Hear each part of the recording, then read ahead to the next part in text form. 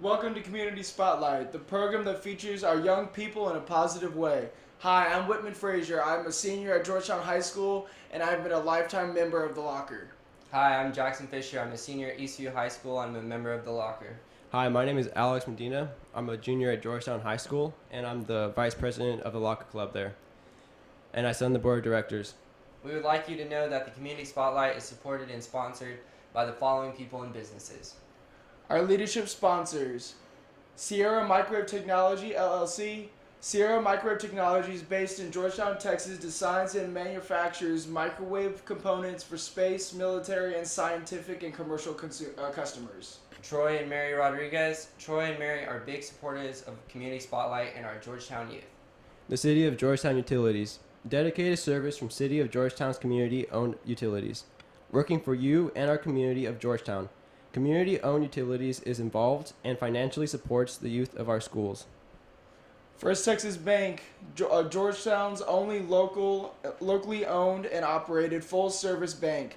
Other banks have their branches in Georgetown. First Texas Bank has roots. Go by and ask for Barry Haig. He looks forward to being of service to you. The Locker, kids helping kids. The Locker educates and empowers youth through service learning to meet the needs of others in their community so that every child has a sense of normalcy. And now our additional sponsors. Regner Realty. Mr. Dale Hoffman, a local realtor, serves your community. Pit Barbecue. Picky people pick the pit for their barbecue. David Collision Repair. Larry David and his staff have been in business since 1978. Larry says, "We don't just remove dents, we remove doubts." David Collision is Georgetown's preferred collision repair shop. Rhonda and Bill Farney, long supporters of our youth and the Georgetown community. Last but not least, we give big thanks to Dale Hoffman, Troy Rodriguez, Dr. Bill Farney, Dr. Ted Coy, Jim Briggs, Stan Malden, Curtis Hoffman, and the other many volunteers that make our community spotlight possible every week. Minutemen Press. Thank you to Ty and Crystal Gibson for helping us with all our printing needs. And now back to the game. Welcome, football fans, to Georgetown, Texas, Barkelback Field for this district contest tonight between the Eastview Patriots and the Cedar Creek Eagles. This is a very important game tonight. Dr. Ted Coy will be doing the color. I'm Bill Farney, and we're with Community Spotlight, and we're being helped this year with the Spotlight and our scholarship efforts by the Locker. And both Karen and Jim Crosby are here, and Karen is the Locker, and we appreciate all the things they do for Georgetown Independent School District students. Dr. Coy, tell us about the game. Well, both teams coming into tonight's game tied with 2 and 3 records, tied for 4th in the district. For all practical purposes, whoever wins this game will go to the playoffs, and whoever doesn't is going to miss the playoffs. And the kickoff is underway. Kickoff Cedar Creek to the Patriots. Good return out.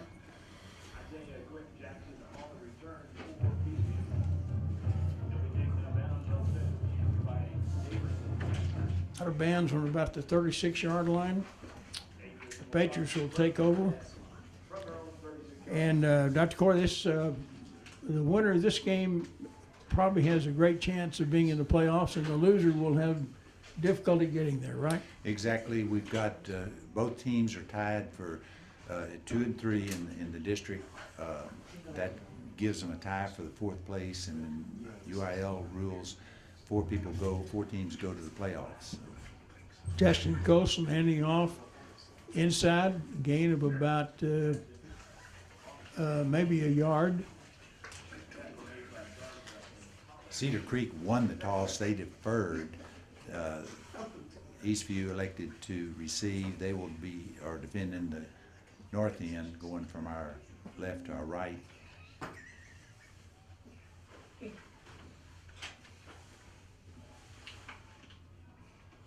Colson back pass. Receiver's open. Colson pass is caught by Ross.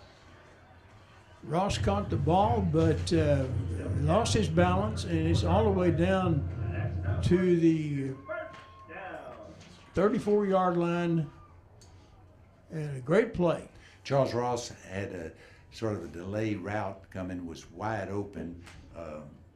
Colson did a great job of seeing him and getting him the ball, and had he stayed on his feet, he would have gone all the way. Colson attempts to run to his left, reverses direction, and is tackled for a loss of about a yard or two out around the 36-yard line. Alfred Collins was making that tackle. Alfred Collins is one of the top recruits, not only in the state but in the nation, and so he's a very talented young man, very big man too.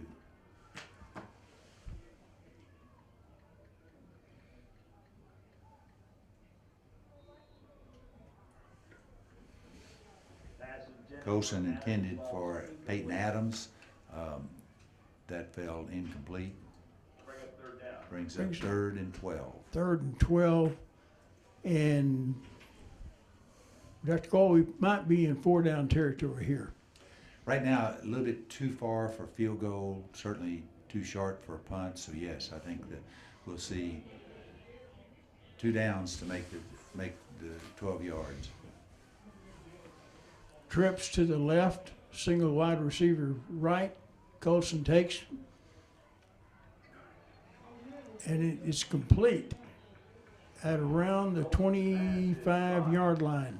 Again, Charles Ross getting that open spot right at the sideline, almost, but not quite enough distance for the first. Brings up fourth and one, and there's no doubt they're going for it.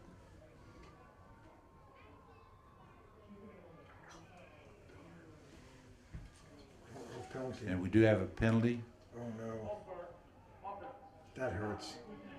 Referee Ruben Dees is giving us the signal of Eastview having a false start.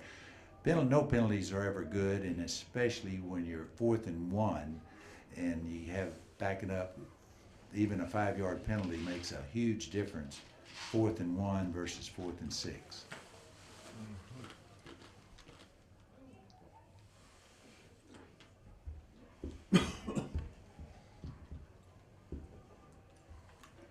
Eastview's coming into tonight's game off of a 2-game loss. They lost to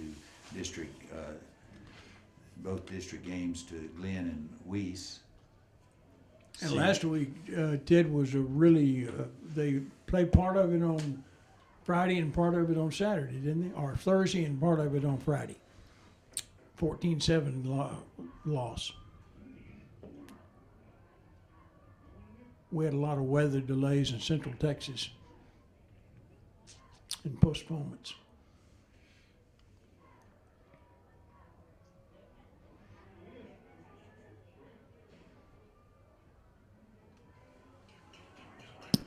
Oh no. Underthrown. Trying to go well covered, trying to go back to Charles Ross, well covered. We do have a penalty. I don't know that the defensive back got turned around, so we may have either pass interference or holding, but we'll see what the call is.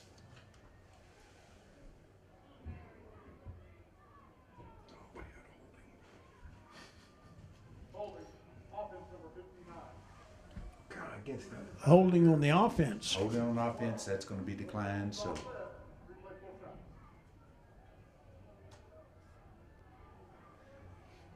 So we'll play it over 4th and 6. No penalty yardage on that? There's penalties on both sides. They crossed them off. But I think he said.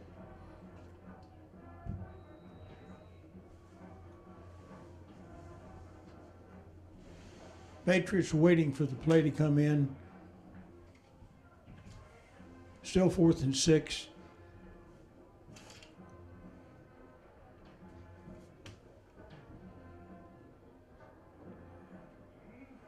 Oh no. Trying to run it. Putting it in the hands of Isaiah Quinton Jackson. He was fighting, but that's going to fall way far short. Ball goes over to Cedar Creek. Tried to run a draw there, and it just too many Eagle defenders across the line of scrimmage, and they stopped it, and so the ball's turned over on downs. So Cedar Creek will be having their first offensive possession starting from their own 31-yard line. Wide receiver split to either side. Two backs in the backfield with the quarterback who's in the shotgun.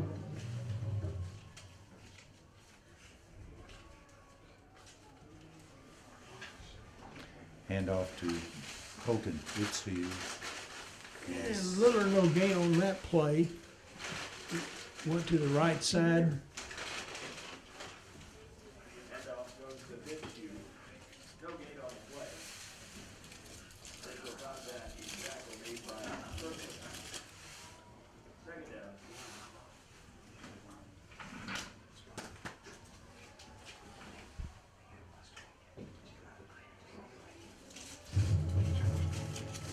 And no receivers open. Tim Caldwell, quarterback, trying to find a receiver, couldn't, elected to keep it. Eastview had him well contained, bringing up 3rd and 12.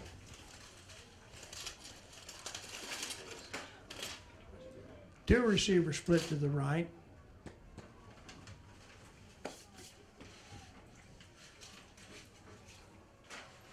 Caldwell back to throw. Flag. Well contained by Eastview, but that's going to be a face mask, and that's going to give Cedar Creek not only some yards, but a new set of downs.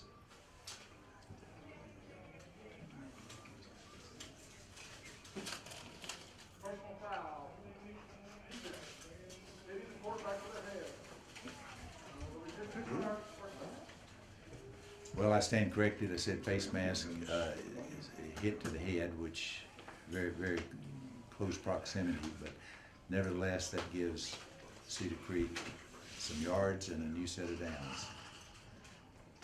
Tough break for Eastview. They had him in 3rd and 12, and he was not finding an open receiver, and this penalty is really going to give them not only a good new set of downs, but good field position. They'll be scrimmaging from their own 44-yard line.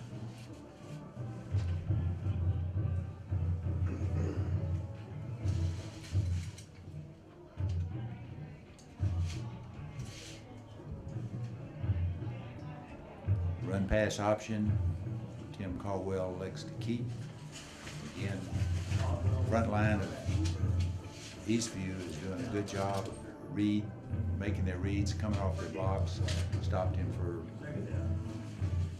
less than a yard gain at 2nd and 9. 2nd and 9 now with Eastview's defense playing well. Offsides. Well defended by Eastview. In fact, that was very, very close. Eric Millett almost made an interception, and that would have been 6 points, pick 6, but nevertheless broke it up, bringing up a 2nd, and actually this is going to be, should be 3rd and 9. And I saw him Defense offsides on that play, run across, man. and so we have 2nd and 4 rather than 2nd and 9. Again, penalties are never good, but that has been 2 devastating penalties for Eastview, given instead of a 3rd and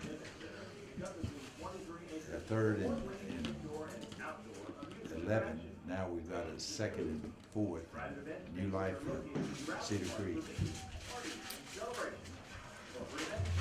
It's a good night for football. It's cool, it's crisp. There's little or no wind. And this is the 9th game of the season for both these schools. And it's a kind of a reprieve from last week when it was cold and windy. Yeah, it's 58 degrees at kickoff. We'll drop to 50 by the end of the game, and as you said, no wind. no rain, and it's an excellent night for football. Again, both teams are coming into tonight's game with the identical records, 5-3 on the season, 2-3 in district, and the 3 losses for both teams have been to the same district teams, Brenham, Glenn, and Weiss. Handoff straight up the middle, and about a 6-7 yard gain. Colton Fitzhugh, again the ball carrier, moving the chains for a first down. Ball on the 42 yard line, or 43 yard line.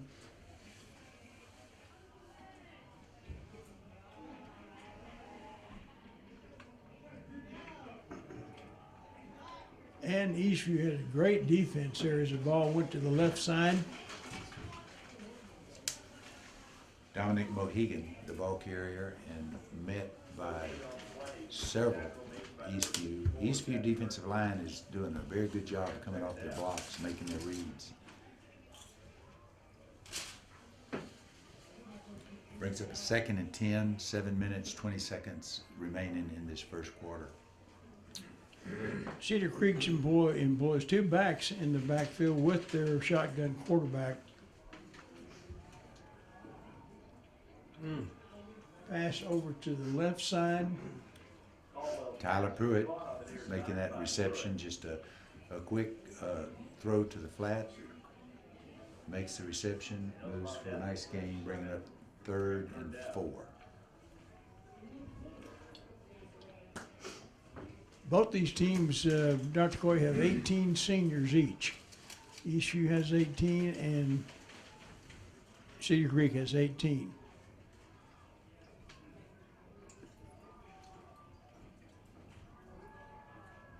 Oh, good tackle. Great defensive play. Awesome. Making deal coming in on that blitz, getting to Tim Caldwell for a loss, bringing up a 4th and certainly a punting situation. It's going to be about 4th and 13. Big play. We talked about the 2 penalties that were really devastating to Eastview, giving Cedar Creek new life. That blitz was huge because it brings up kicking situation, punting situation.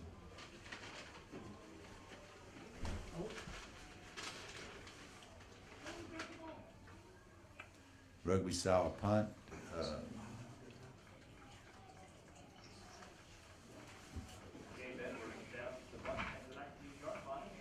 Punt all the way down to the 19 yard line where the Patriots will take over.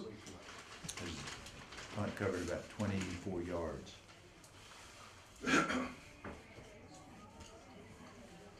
.6:17 remaining in the first quarter, no score. As Jackson Colson takes the Patriots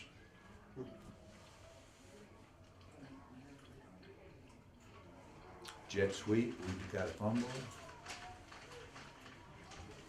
got a fumble in the play when the handoff mix up.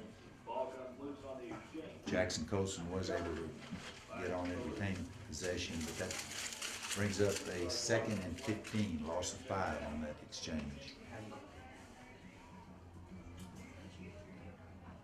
Trip receivers to the right side, single wide out on the left, passes up a Colson.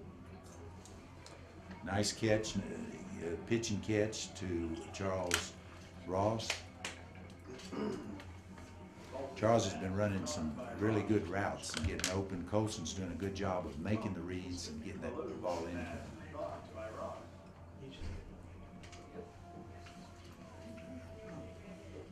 Coming back with Murray Brooks on that running play, gained about a yard or 2, bringing up 4th and 2. 4th and 2, which this end of the field is going to be a punting situation.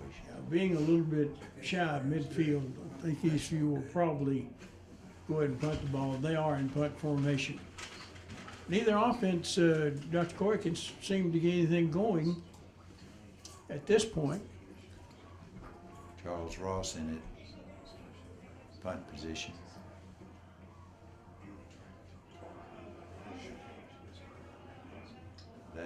shank out of bounds, and that's not going to cover, but 20, he might have gotten a little over 20 yards out of it, but Cedar Creek's going to be scrimmaging best field position starting on the drive they've had tonight on Eastview's 44-yard line.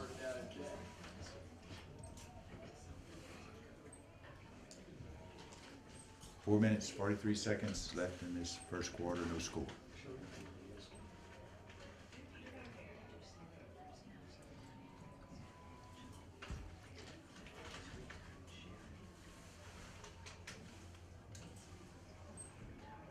Quick pass, caught in the flat.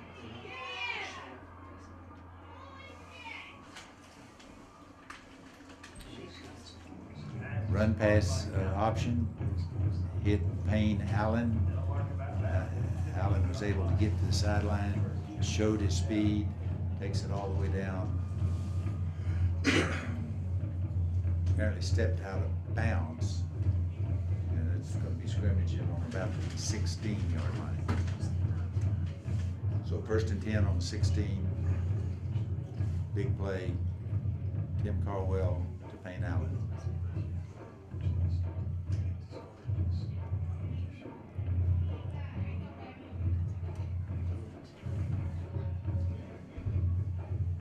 Maybe a yard gain, if that.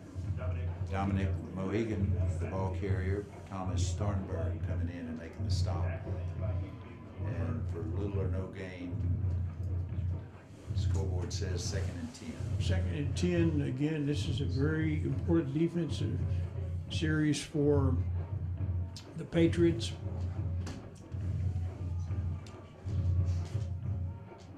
Back to pass, and thrown short, incomplete.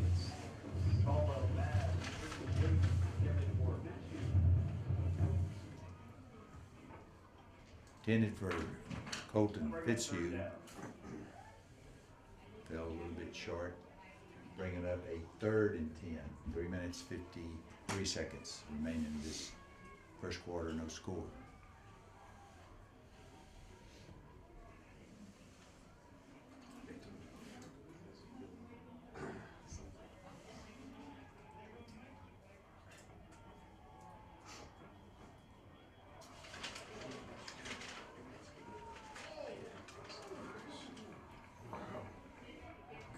Good defensive play. Yes. Number 5, awesome. Good defensive play. Would have been complete. Jordan Oswald comes over, breaks that up, bringing up a 4th and 10. And Cedar Creek is coming out with their field goal unit.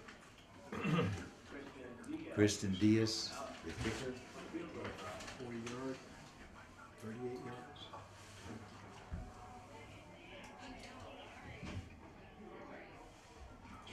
Short. The kick is short. No good. Okay, so we remain at 0-0 with 3:39 remaining in the first quarter. Eastview defense has certainly been challenged. We saw that 2 drive extending penalties that they had to overcome, and then the short punt gave Cedar Creek excellent field position. They were scrimmaging on Eastview's 44-yard line, and they come away with no points. So you got to give credit to the Eastview defense. Challenge now goes to the offense. Colton was throwing, he was hit just as he released the ball, and ball incomplete. Intended for Tyler Wagner. Wagner was given the indication that he thought it was interference, but referees did not see it as that, so it brings up 2nd and 10, 3:37 left in the first quarter, no score.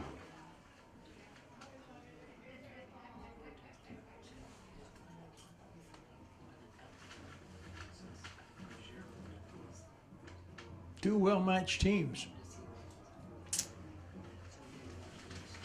Colton back to pass. And Again. the rush got into him. He got the ball at the same time. Alfred Collins, number 99, got there. So no chance to get rid of the ball, comes up with a huge loss, and not having a strong punter, this is really critical for Eastview. Be backed up with 3rd and 17. There are not too many plays coaches have that are 3rd and 17 remedies. Certainly, your probability is not in your favor.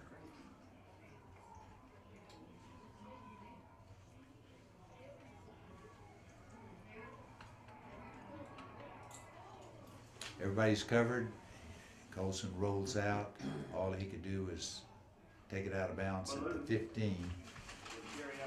Good coverage in by the defensive secondary of the Eagles, which will again bring up 4th and 16. And Ross will be punting from standing on his own goal line. Not a good situation.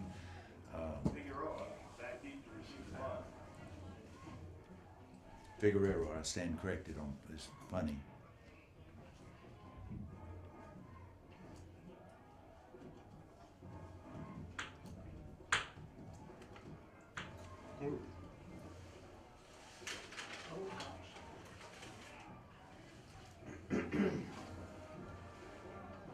Punt return. Aston Figueroa making that catch and return.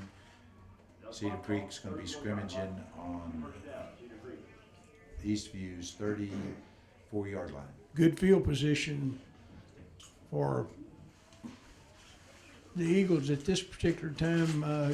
We've had it unusual for the kind of football we see these days. Dr. Coy is a defensive struggle to this point. Yeah, both are high-scoring offenses, but with 2 minutes left in this first quarter, we're looking at no score.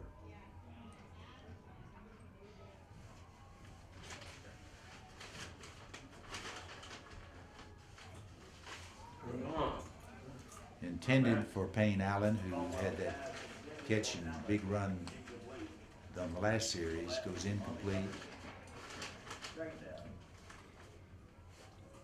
Payne's a senior receiver and is much quicker than he appears to be. Good speed. Yeah, he does have a lot of speed. We saw he got on that sideline.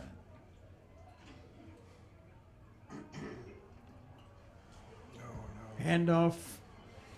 Brandon Hernandez moving in and making that stop on Dominic Mohegan for very little or no gain. That'll bring up a 3rd and 10 situation. Big play by Dominic Mohegan getting in, or Brandon Hernandez making that stop on Dominic Mohegan. Clock at 1:32 to go in the first quarter. Oh, offside, something going We're on. going to have illegal procedure, so that's going to back Cedar Creek up. That'll try to turn a 3rd and 10 into a 3rd and 15. Ball start, offense number 80. 5-yard penalty. Still 3rd down.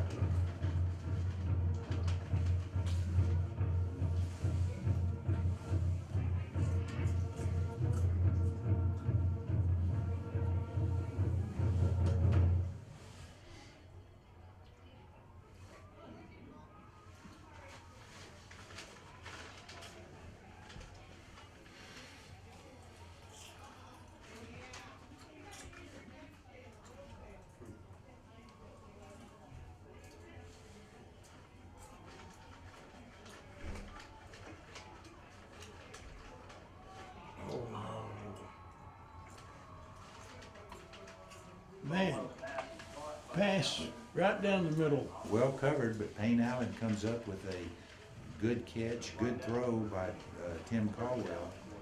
And Eastview had good position on him, but he comes up with a big catch, moving the ball, 1st and 10 on the Eastview's 13. Less than a minute to go in the first quarter. Score still 0-0. But the Eagles are driving. Intercepted. Intercepted. Needed that. Thomas Thornburg made a good read from his safety position, steps up, makes the interception. Huge play. Defense had been progressively is finding Cedar Creek in better and better field position, and with only 13 yards to go to the goal, what a key interception by Thornburg. 48 seconds left in this first quarter, still no score, but Eastview has the ball. Trips to the right, motion, snap to Colson. Almost. And Intended receiver is Michael Sedgwick, but fortunately the ball was thrown a little bit high because Dalen Jackson had good position to defend that, so there's an errant ball was the key there to keep it from being intercepted.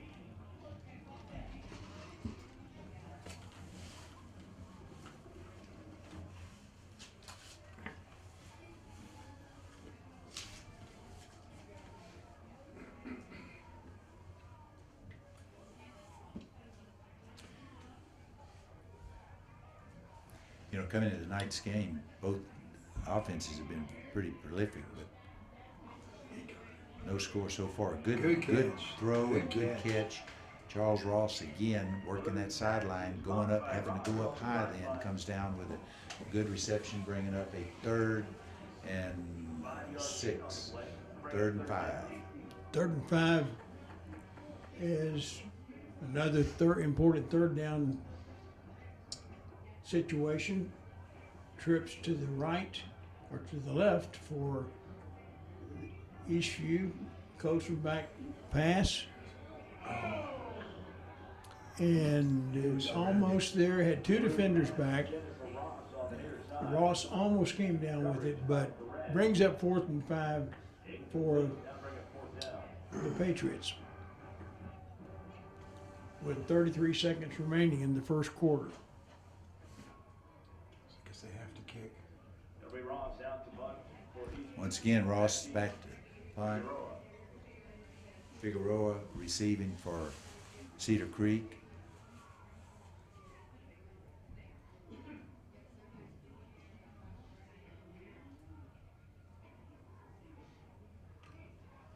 Low kick's going to hit the ball, hit the ground and roll. Very favorable roll for Eastview's. Very low kick, which can be dangerous if it's if the returner catches it, but in that case it was so low it hit the ground, started rolling, so it was a favorable kick and one of the better positions for Eastview defense to start out with Cedar Creek scrimmaging on their own 33-yard line. This could be the last play of the first quarter with the score tied 0-0. Again, a full backfield.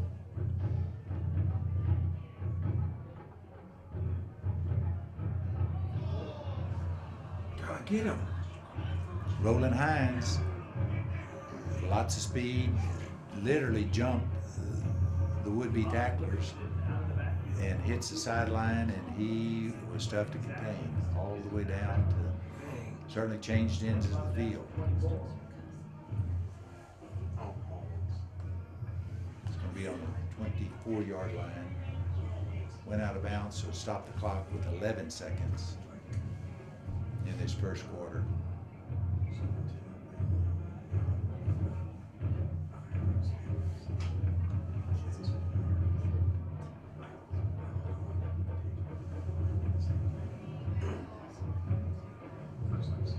Again, fake handoff in the backfield. The quarterback, Caldwell, doesn't make anything. It might have lost a yard or so on that play. Jordan Oswald making that stop. Into the first quarter, 0-0. Both teams coming into tonight's game had prolific scoring offenses. Eastview is averaging 38 points a game. Cedar Creek's averaging 22 points a game, but yet at the end of the first quarter, it's 0-0. Well, and also the Eagles have shown a couple of players that have exceptional speed. So as we move on into the game, Eastview is going to have to be aware of those factors. Yeah, Hines just reeled off a huge game. Roland Hines. The winner will be shown at the next home game. The more videos, the more donated. Get ready to show Georgetown your moves.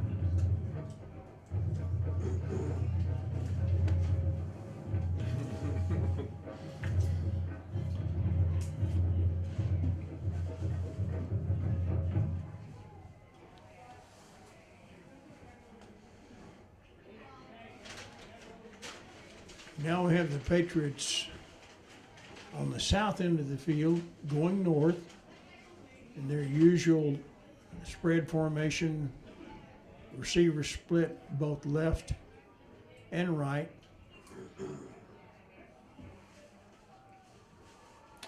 We do have a fumble. Handoff was to Dominic Mohegan. He fumbled, but Cedar Creek was able to get on it. Yeah, miscalled it. That was not Eastview with the ball. That was the Eagles. And again, we had a fumble and third down now with the Eagles facing 8 yards to get a first down.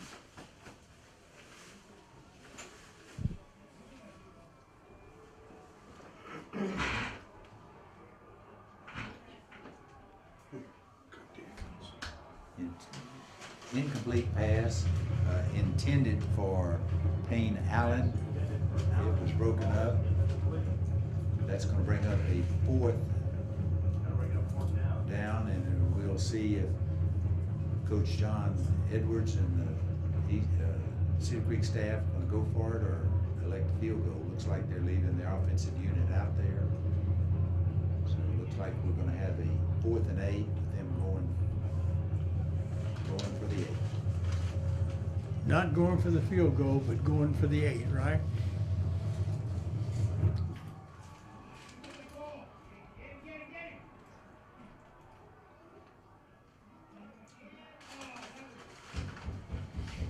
It does, it fell incomplete.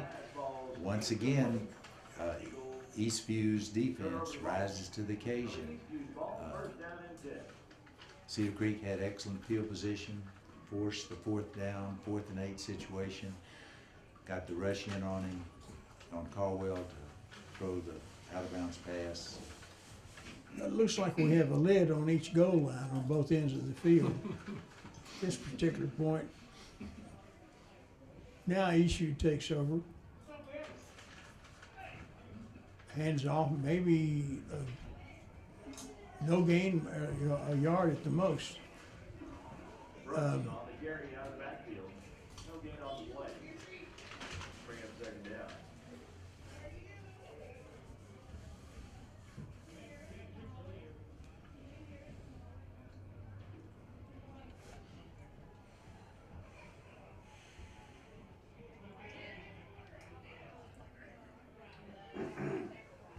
Flat pass out to Tyler Wagner. Then Cedar Creek closed in on him for little or no gain. Defensive coaches on both sides of the ball, on both teams, have done a magnificent job so far in this game. Defense has dominated. Offside. Oh, sorry. They're offside. I don't know that. We do have a flag. They're offside defense. Of course, the bad snap forced it deep, but that's maybe coming back if it's against. Offside, defense number 90. Yeah. Saw that board jumping. Brings up 3rd and 4. Right. Ian Flowers, defensive lineman for Cedar Creek offside, saved that huge loss by the inerrant snap. So that's going to bring up a 3rd and 4. 10 minutes, 4 seconds left in this second quarter, no score.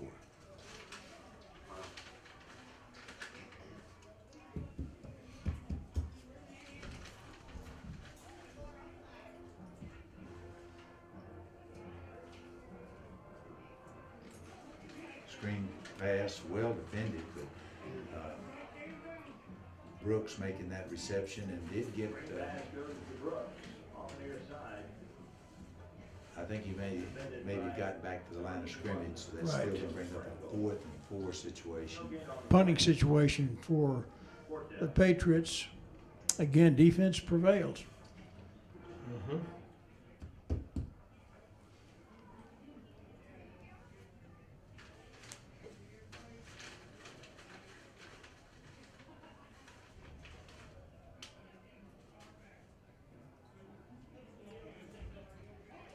Ross gets spun off, fielded.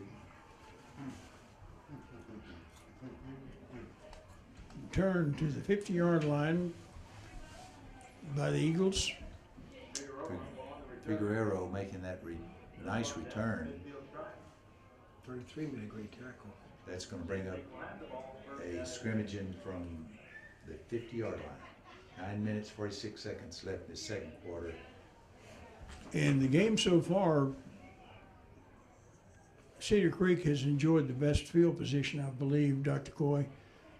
Eastview seems to be coming out of their end of the field on their possessions. Yes, Cedar Creek's had excellent field position on all their possessions. The 3 wide receivers for Cedar Creek, Almost got him. quick handoff and great defense by Eastview as they maybe 2-3 yards have been lost on that play. Eric Millette coming in to make that tackle.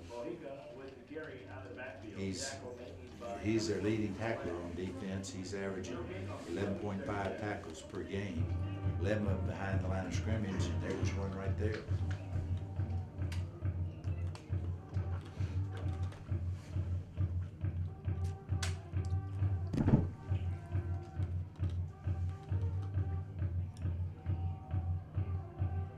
Mohegan again, the ball carrier.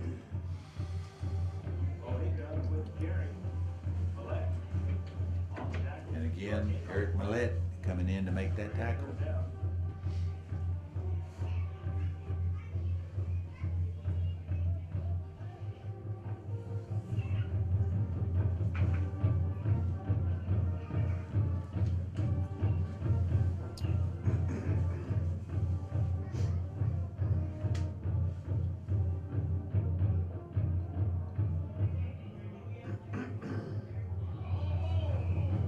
Pass intended for Clay Villaric. That goes incomplete. That's going to bring up a punting situation, 4th and 9. So on that series, Eastview defense held them to 1 yard in that series, so we'll have a punting situation.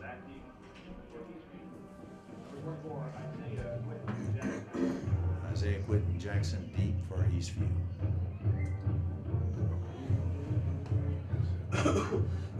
Punt's going to go unfielded and fall dead about the 22-yard line. So again, Eastview is starting at their own end of the field. As you pointed out, Dr. Forney, Eastview has been starting all their scrimmages inside the 25-yard line. Cedar Creek has had, I think, all of them outside of their 25-yard line. That time of the game for Eastview to show maybe a trick play or so. We'll see what happens.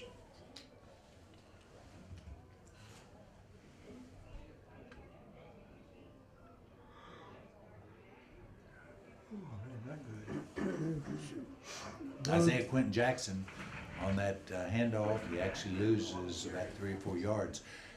Eastview, as we've pointed out, they've been coming up with 2nd and 3rd and long situations. They've not had that big gain on that 1st or 2nd down, bringing up a 3rd and short or 2nd and short. And here they face 2nd and 14. We don't have the exact stats at this point, but I believe that probably Cedar Creek has outgained Eastview at this point. But still no scores. Jackson Colson on that run pass, on that run keep option. And look with the quarterback keeper, short gain off the play. Bringing up a 3rd and 13. I'm sure Jackson Colson is unhappy with as many as third and long yardage situations as he's faced so far. Got trip receivers to the left, one split to the right. And Play clock down to 4 seconds. Jackson back to throw. And incomplete, almost. Had Michael Sedgwick coming over the middle, open. He makes that reception. It's a pretty good chance he's making the first down, but that brings up a 4th and 13 punting situation. And again, if things go true to form, Cedar Creek's going to have excellent field position. 6 minutes, 46 seconds left in the second quarter. No score.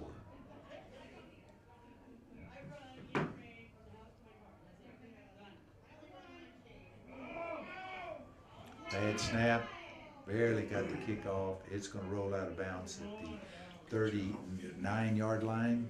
And once again, Cedar Creek is having excellent field position. Their last drive started on the 50. This one, they're into Eastview's territory on the 39-yard line.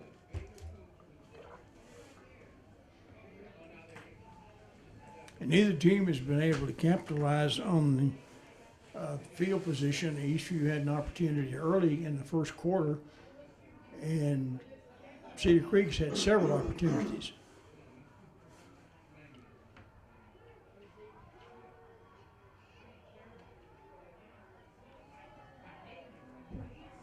Launching it deep. Overthrown, yeah. Overthrown. Actually, he was well covered. Pass intended for Van Clarence. Falls incomplete. Darren Shanklin had good position on that receiver. Caldwell overthrew him, and that was probably a good thing for Cedar Creek. That brings up 2nd and 10, 6 minutes, 32 seconds to go in the second quarter. No score. I know people like scoring, but there's a lot of good football being played in that line of scrimmage, Dr. Coy. A lot of good defensive plays, a lot of hard playing. Pass is complete. Out route to Ty Pruitt.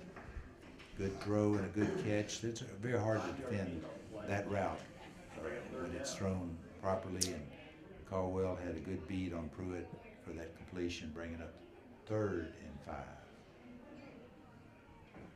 and 5. Ball on the 34-yard line.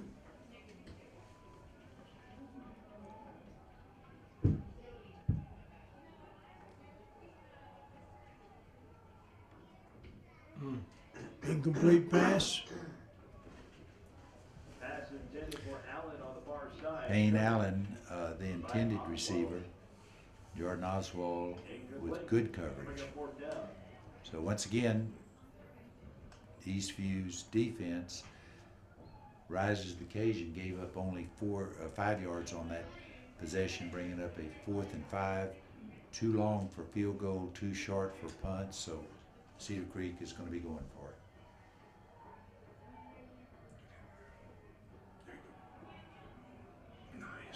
Good tackle, man. Screen pass. Broken up. Great defensive play.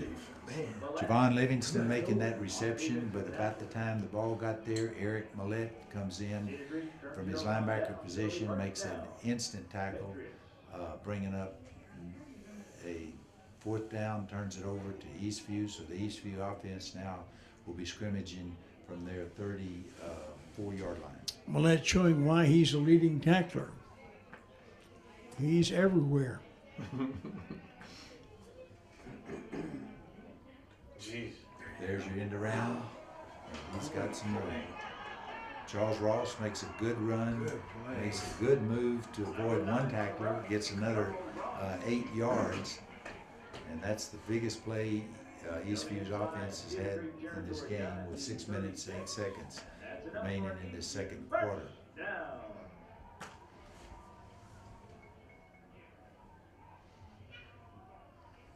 Quick tempo Eastview again. Brooks, the ball carrier, going off tackle, found a little crease, got up in it for a nice gain, bringing up Brooks on the 2nd carry out and of the 7. backfield. Tackle made by Collins.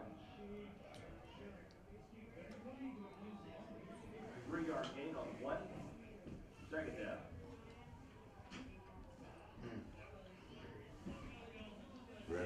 Referee Ruben Diaz giving a signal to reset the.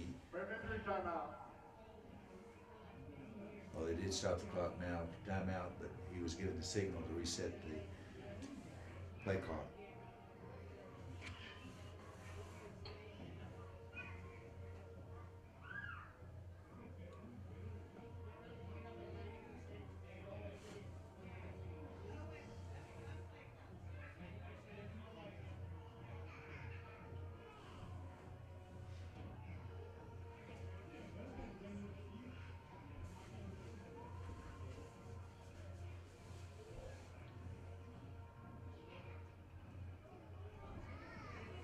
Good run. Brooks with the carry Brooks, out the of ball the carrier, backfield. made a nice run, was trying to get the outside. Cedar Creek had him shut off. He turned it upfield for another couple of yards, bringing up 3rd and about 3. Clock running at under 5 minutes now. And at this point on the field, most likely, Eastview is in a 2-down situation with 3rd down. It's a little bit far for a field goal, too short for a punt, so they'll call a timeout and talk about it. Timeout. Second charge, timeout of the half. Dr. Carter, we, I guess, would be remiss if we didn't indicate who our cameraman was. Dale Hoffman, a longtime supporter of Community Spotlight, and also in the press box and booth tonight is Troy Rodriguez, who has been a benefactor and organizer. Actually, he's run the camera. He's done almost everything. We appreciate his community spirit.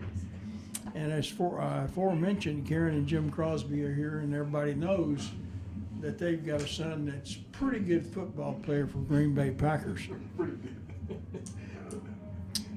Karen's helping out with some of our issues in administration with her position in the Locker.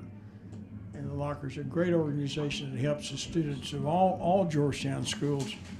And she's been involved with that for years and doing an excellent job.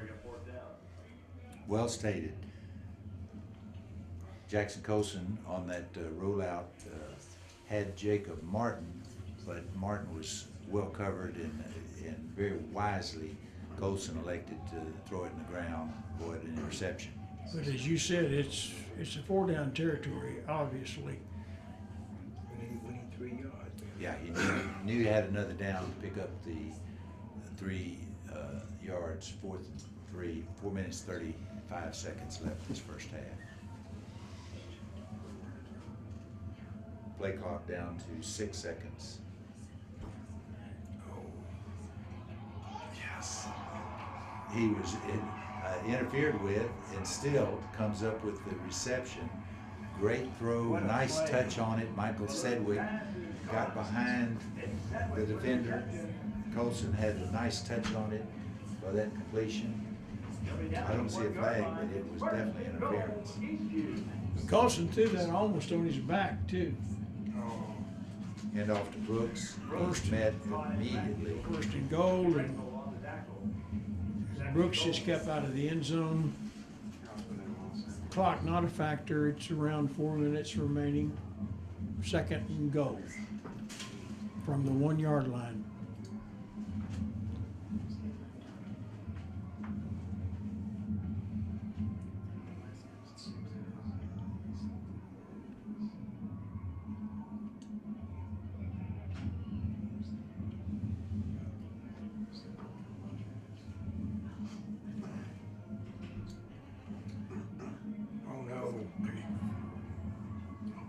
Brooks couldn't get to the outside. The play was designed to go outside. Lertley cut back in and did make a nice gain down to about the 2 yard line. He lost 2 yards. The Eagle defense was quickly covering the end run, and as he cut back, he ran into some people in the middle, so it's 3rd and 2 for the Patriots as they try to take that 0 off the scoreboard. Timeout. Timeout. Eastview. Third and final charge timeout of the half. Eastview has used their timeouts for the half, while the Eagles still have 3 remaining. You know, this is a very important district game. Weiss is leading the district with a 5-0 going into tonight's game that they'll be playing Marble Falls. Brenham is in second place, tied with Glenn with 4-1 records. So then the next 2 teams, Cedar Creek and Eastview, are tied with district records of 2 and 3. So whoever wins this game most likely will be the 4th team in the district. 4 teams go to the playoffs. So critical game. We're tied right now, 2 minutes, 59 seconds left in this first half, but Eastview in a big situation on the 2 yard line with 3rd down. You get the feeling whoever scores here first will have an advantage, don't you? Charles Ross on the in around, and he makes it inside, and the linesman steps up. Ron Piper puts his hands up for a touchdown. Great That was play. just Ross using his speed. Yes. Cedar Creek weren't surprised by it, but they just couldn't get out there fast enough for him. He got to the flag, to the corner, put the ball in the end zone, a touchdown, extra point coming.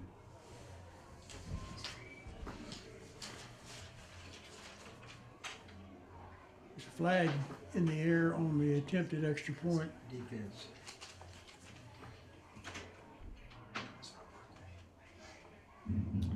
Encroachment.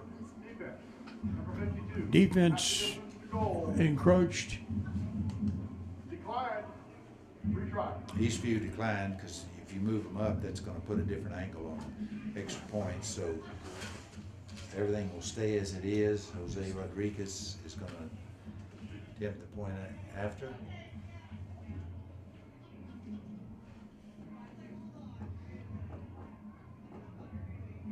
Snap is back. Point after is good. Point after is good. 7-0. 2:54 left in this first half. First points on the board. Eastview goes up 7-0.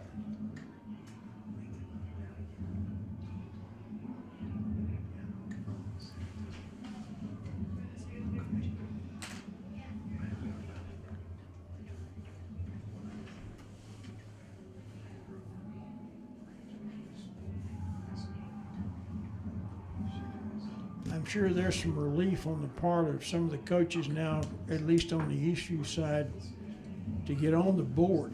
And again, that's an advantage in a tight ball game where you know the other team's going to continue to play good defense.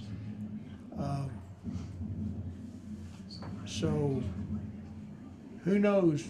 2:54, the way this crazy game is, there's an opportunity for Cedar Creek to score before the half as well. Yeah, coming into tonight's game, Jackson Colson, quarterback for Eastview, is averaging 220 yards passing per game. We don't have the stats, but definitely that's well below that. So, as you're pointing out, we've got 2 good defensive teams playing.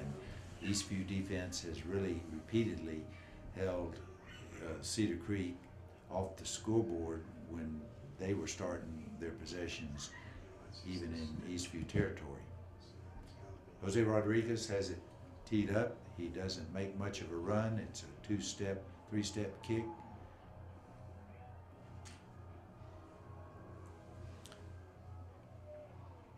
Squib kick, fielded by Clave Van Lorick, he actually loses his ground. Run the wrong way. Loses about 12 yards. I know, going backwards. They'll be tracked down by number 5, Jordan Oswald on the special team. Jordan Oswald making the tackle, Roland Hines influencing to force him to give ground, and Cedar Creek actually helped Eastview with the kickoff return. Trip receivers split to the right, single wide on the left side, one man in the backfield with the shotgun quarterback. We'll see what Cedar Creek can do. Back to pass. Nailed him. Good reception down around the 30-yard line. Clay Van Lorick making that reception, and Eric Millette making the tackle. Brings up 2nd and 2.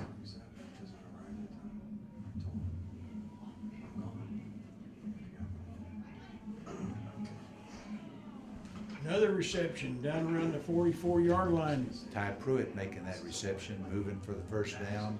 2 minutes 16 seconds left. The clock stops for the moving the chains. It'll start up again.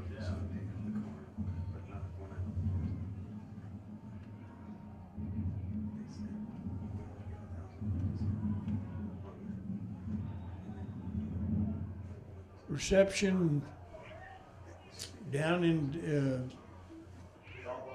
Patriot territory and on the 47-yard line. Ty Pruitt making that sideline catch. Gotta stop her. Eastview bench was saying he was out, but linesman Ron Piper said he was in. Incomplete pass, good pressure by Eastview, then forced an early throw. Caldwell's pass intended for Dominic Mohegan, but as you're saying, Dr. Carney, the rush forced him to throw a little early, incomplete pass. And once again, Eric Millette coming on his blitz, got to make Tim Caldwell, forcing him to throw early. The ball was short, incomplete. That brings up 4th and 1. So minute 54 seconds left. And Looks like we're going to have a punt. I can't believe it. yeah, it's 4th and 1, minute 54 left. Cedar Creek's electing to send their punting team out. Eastview has to be mindful of the short punt. There it is. Eric Millette is the running back, and I don't think he made it. I think the defensive line of Eastview closed in on him. And we might have to have a measurement. It's going to be close. It's going to be close. But, If it's his left foot, we made it. all right. If it's his right foot, it was. They didn't make it. Yeah, good strategy by Cedar Creek. They didn't have a minute 49 seconds. If they don't make it, that's not giving Eastview a lot of time. If they do make it, then it gives them a chance to keep the drive going. But you got to credit Eastview defense for being heads up on that fake punt. They made it.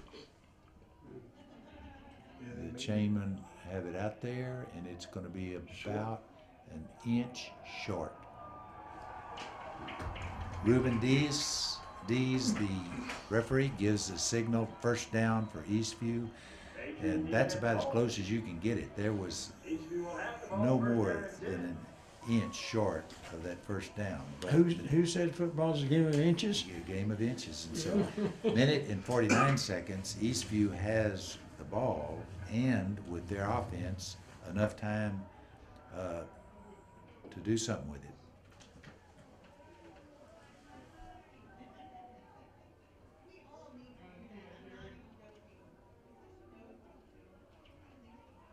Fumble, no. On that exchange, and Cedar Creek's coming up with it. Cedar Creek has the ball. That's the second bad exchange between the quarterback and the jet sweep, and that time it bounced around on the ball, on the carpet. Cedar Creek now has a new set of downs with 1:43 seconds. And 3 timeouts remaining. That could kill them. They'll be scrimmaging from Eastview's 43-yard line. Rush this guy. Mm-mm-mm.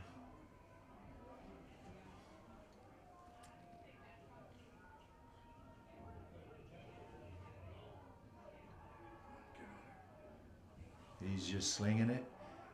And Pass interference. Against the off. What flags he went up? Who is it? I can tell. Darren Shanklin for Eastview had good field position, but I thought both of them were going for the ball, but the referees. Defensive pass interference, number 3, 15 yards from the original flag, outside 1 side. Ooh. Huge penalty, but Darren Shanklin for Eastview had good field position and was going up to the ball.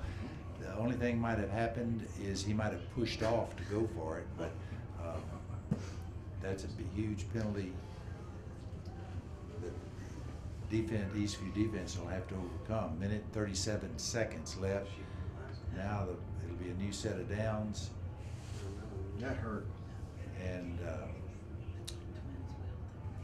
Cedar Creek has the ball on the 28-yard line.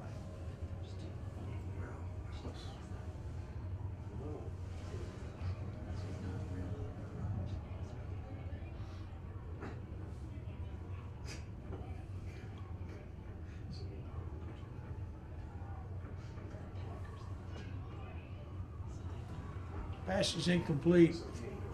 Intended for Payne Allen. Incomplete, fell a little short. Allen was trying to stay inbounds and reach for the ball, but it was too short, stopping the clock at 1:31 seconds, 2nd and 10. Ball's on Eastview's 28-yard line.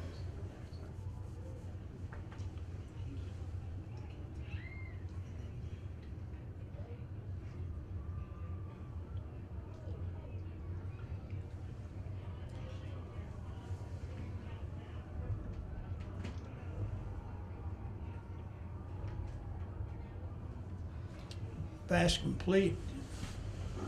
Ty Pruitt on that out pattern makes the reception, goes out of bounds, stopping the clock at 1:27 seconds, bringing up a 3rd and about 6. 6.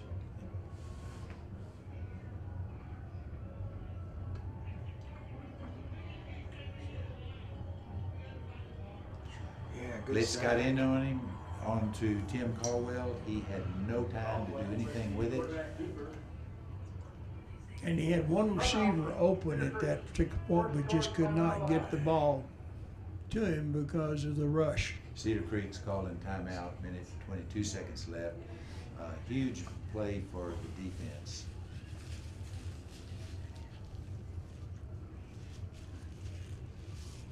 Yeah, they lost quite a few yards. So that's actually going to bring up the loss, set up a 4th and about. Haven't changed the scoreboard, but it looks like it's going to be about a 4th and 12. Yeah, I think so. Or 13. Could be 13. 13, I think, the way the down marker's placed. Yeah. Haven't changed it on the scoreboard, but big play, 4th down. Gives huge play to throw Cedar Creek for the loss, because that gives a bit more of a margin that Eastview defense now can work with. They just need to keep them from making the 12 yards for the 1st down.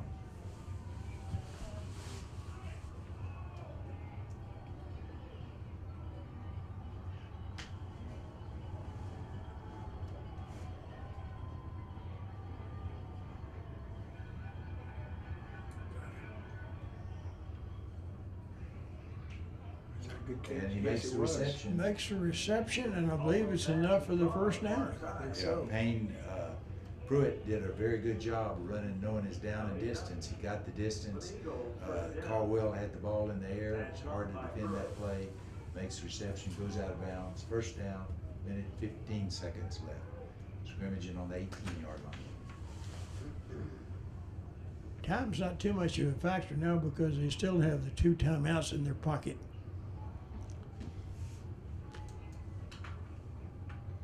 Get him.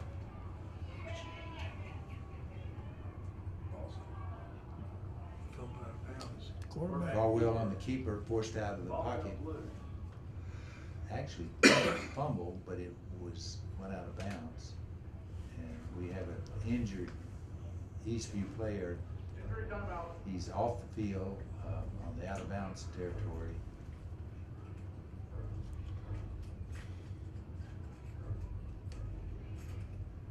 .107 on the clock.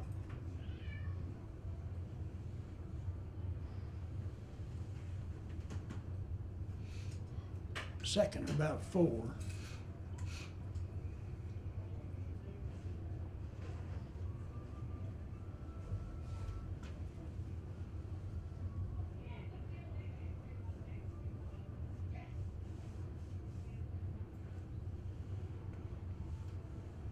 Unfortunately, the injured player is Eric Millette, the #1 tackler for Eastview,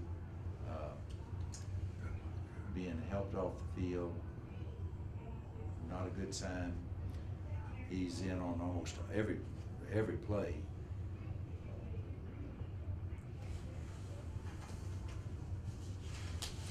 That brings up a minute, 7 seconds remaining in this half with Cedar Creek on 2nd and 4 from Eastview's 13.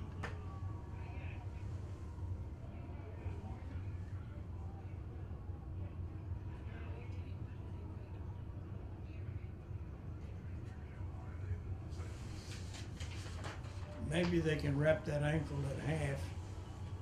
I hope it's not too serious. Ball is up. Oh no, God. He just threw it up. It was a good throw, a good catch by true Ty Pruitt, and that puts Cedar Creek on the board with 6 points, a point after to come. Minute and 2 seconds left in the half.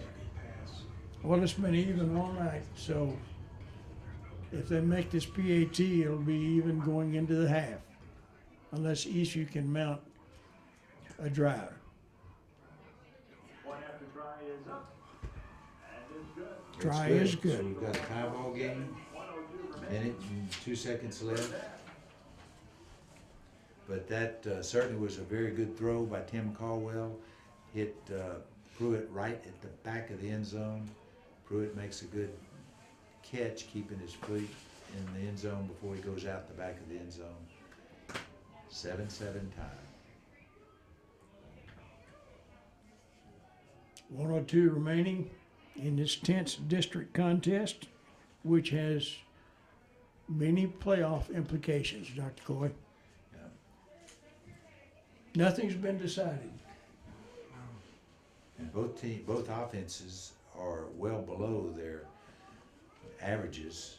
Eastview is averaging 38 points a game.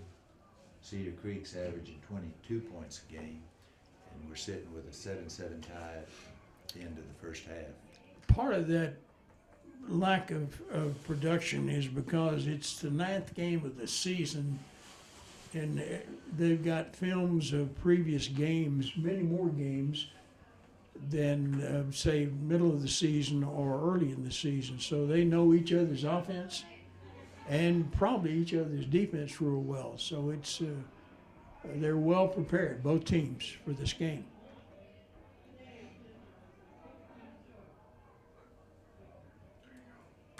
Short kick.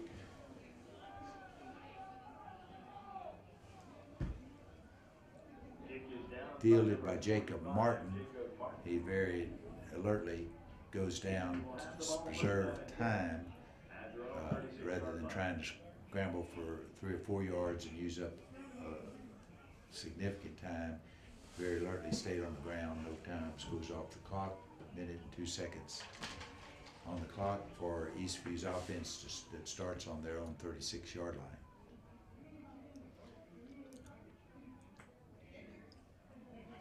I don't think Coach Fekosh will sit on it. I think they'll try to get something going.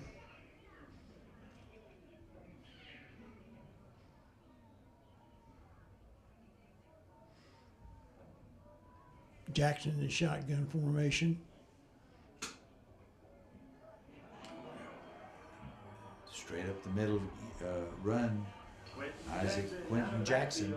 He's got a quick start, had a nice little seam, and he was in the secondary in a heartbeat. Once again, giving it to Jackson. Once again, Cedar Creek had that well-defended Reggie Smith coming up making a tackle for 1 yard gain. Eastview's out of timeouts, so they'll have to hurry. Colson.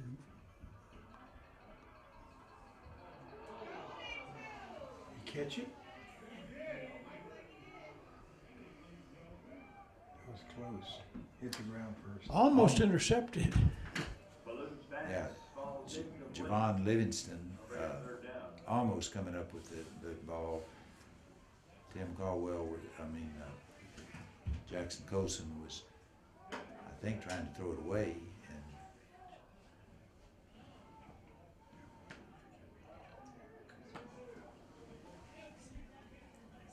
Third and 12.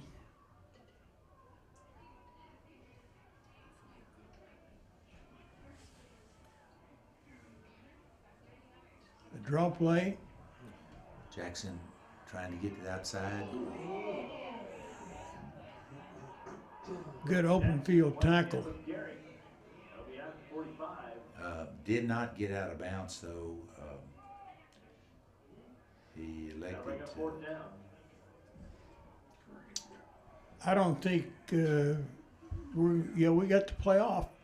Colson up, and the ball thrown way down the field out of bounds, which ends the first half with the score: Eastview Patriots 7, Cedar Creek Eagles 7. We're back where we started, Dr. Coy. That takes us to the halftime. We'll pick up in the third quarter. Welcome to Community Spotlight, the program that features our young people in a positive way. Hi, my name is Whitman Frazier. I'm a senior at Georgetown High School, and I've been a lifetime member of the Locker. Hi, my name is Jackson Fisher. I'm a senior at Eastview High School, and I'm a member of the Locker. Hi, my name is Alex Medina. I go to Georgetown High School, and I'm the vice president there. I'm also on the board of directors. We would like you to know that the Community Spotlight is supported and sponsored by the following people and businesses. Our leadership sponsors are Sierra Microwave Technology, LLC. Sierra Microwave Technology, based in Georgetown, Texas, designs and manufactures microwave components for space, military, scientific, and commercial customers. Troy and Mary Rodriguez. Troy and Mary are big supporters of Community Spotlight and our Georgetown youth. City of Georgetown Utilities. Dedicated service from the City of Georgetown's community-owned utilities. Working for you and our community of Georgetown. Community-owned utilities is involved and financially supports the youth of our schools. First Texas Bank, Georgetown's only owned and operated full-service bank. Other banks have branches in Georgetown. First Texas Bank has roots. Go by and ask for Barry Haig. He looks forward to being of service to you. The Locker, kids helping kids. The Locker educates and empowers youth through service learning to meet the needs of others in their community so that every child has a sense of normalcy. And now for our additional sponsors. Regner Realty, Mr. Dale Hoffman, a local realtor serving your community. Pit Barbecue, picky people pick the pit. Their barbecue. David Collision Repair. Larry David and his staff has been in business since 1978. Larry says, "We don't just remove dents, we remove doubts." David Collision is Georgetown's preferred collision repair shop. Rhonda and Bill Farney, long supporters for our youth and the Georgetown community. Minimum Press. Thank you to Ty and Crystal Gibson for helping us with all of our parental needs. Last but not least, we want to give a big thank you to Dale Hoffman, Troy Rodriguez, Dr. Bill Farney, Dr. Ted Coy, Jim Briggs, Stan Malden, Curtis Hoffman, and the other many volunteers that make our community spotlight possible every week. And now back to our game. We're back, second half, about to begin with the 7-7 tied ball game district contest. Dr. Coy, this is just like we started over again. Well, it's this game is working out to be just like it was coming into the game on paper, in that both teams are 5-3 for the season and 2-3 for district play. Both teams are tied for the fourth place in the district, so whoever wins this will most likely be the fourth team that goes into the playoffs with one game left. And both teams next week play teams that are beneath them in the standings, so logic would say who both teams will win or have a good chance of winning next week. So that means whoever wins this game will probably be the fourth team in the district. So big game, tight game, 7-7 starting the second half, and we'll see how it unfolds. And Georgetown Eastview will kick off to Cedar Creek Eagles to start the second half. Cedar Creek had won the toss and deferred until the second half. Bouncing off. Squib kick goes to Clay Van Lark, makes a couple of yard return. Coverage team gets down, covers him. Cedar Creek once again is going to be starting their offensive possession with excellent field position. They're going to be scrimmaging from their own 39-yard line.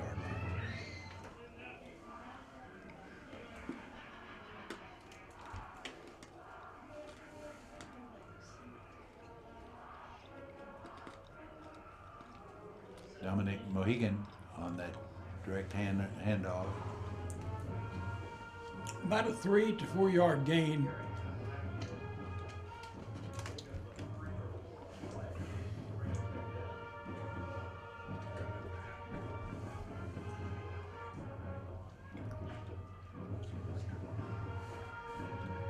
Eric Millette, the key tackler on defense for Eastview, hurt in the first half. He is not back out on the field.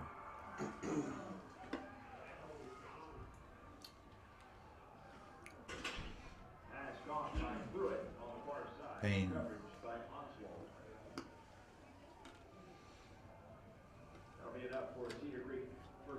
Allen making that reception. And the chains move. Jordan Oswald defending for Eastview.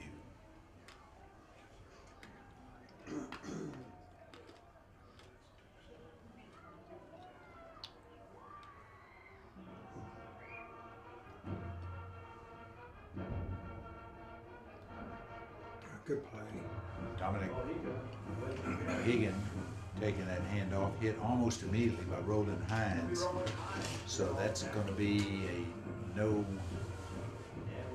And unfortunately, Hines was injured on that play, so we have an injury timeout with 11 minutes, 2 seconds remaining in this third quarter. Tie ball game 7-7.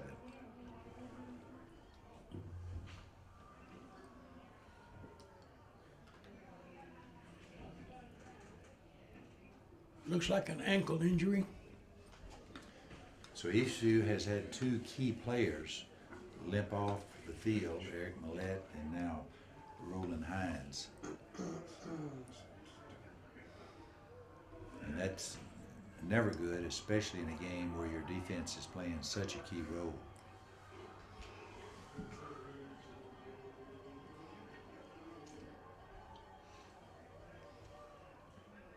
Oh no. All the way Good throw, down. Good Clay. throw. Clay Van Lark making that reception from Tim Caldwell, moving down to the Eastview 15-yard line.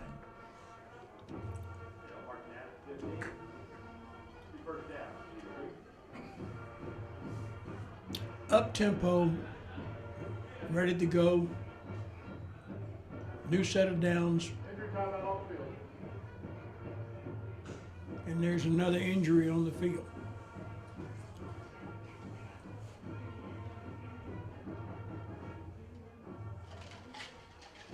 Dr. Court, really, I think the winner of this game will be the fourth place because even if they get beat next week in the final game, the team that beat them is below them in the rankings, and they would tie with whoever, say Eastview wins tonight, and then they get beat next week.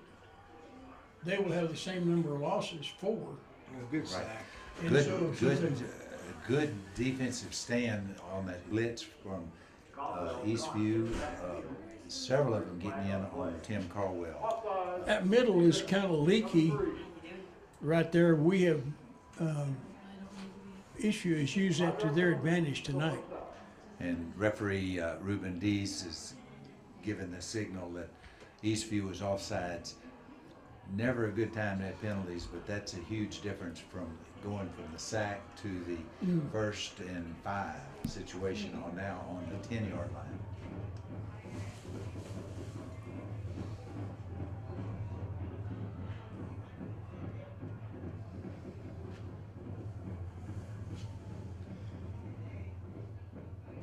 Thomas Thornburg making that stop on Javon Livingston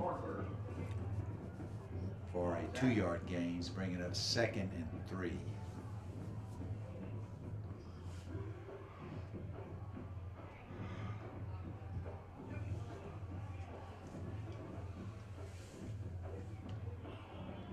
Again, handoff to Javon Livingston, goes off tackle.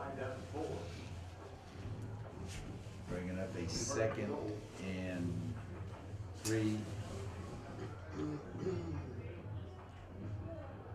Actually moving for the first down, so there'll be first and goal on the 4.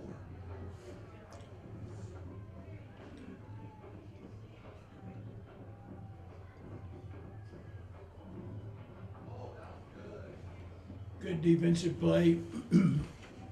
Eric Millette back in the game, a key player, getting in, taking the legs out on Mohegan. So that brings up a 2nd and I think it was no gain, so it'll be 2nd and 4.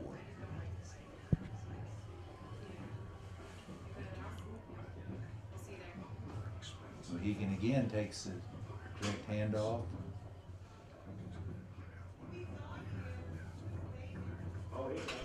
Maybe a yard gained on that play, but brings up 3rd and Thomas Starnberg making the initial hit on Mohegan. 3rd and 2.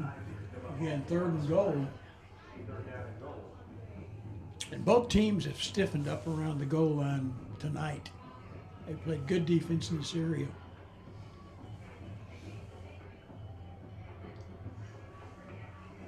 Oh, touchdown. And Roland Hines takes the into the end zone for the score. Eastview 7, Cedar Creek 13 with a point after coming.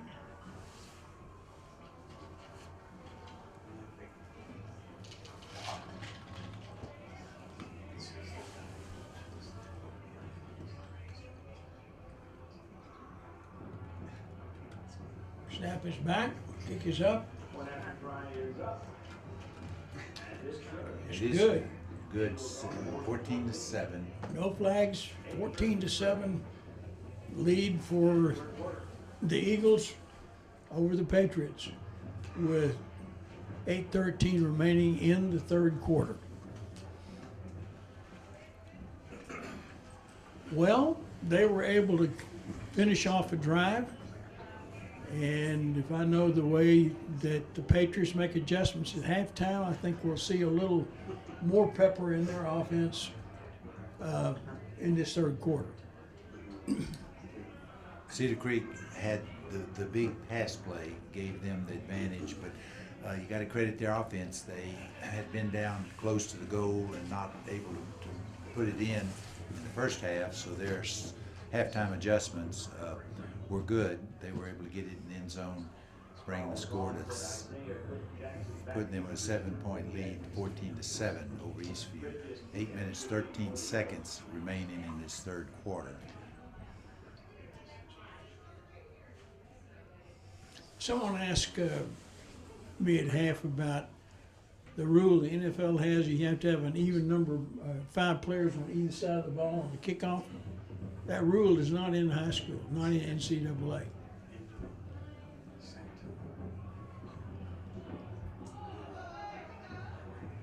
Good return. Good return. Ball came out, but it definitely was after he went down. Cooper Nankin making that catch of that short punt and getting some positive yards, giving Eastview one of the better field positions that they've had in this game. They'll be scrimmaging on their own 45-yard line.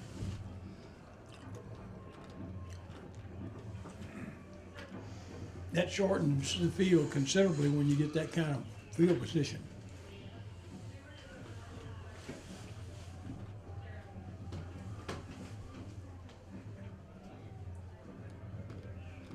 Brooks handoff, going straight up the field. 3-yard gain, bringing up 2nd and 7. Pick up a 3-yard play, bring up 2nd down.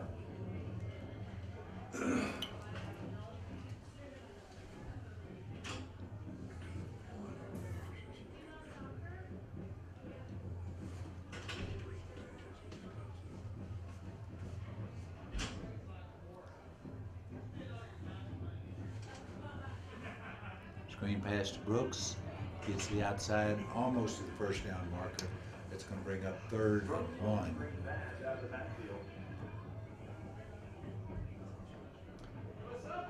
Offensive coordinators will talk about getting an offense in sync, and really for one of the first times in this game, Eastview now is starting to get in sync with their offense.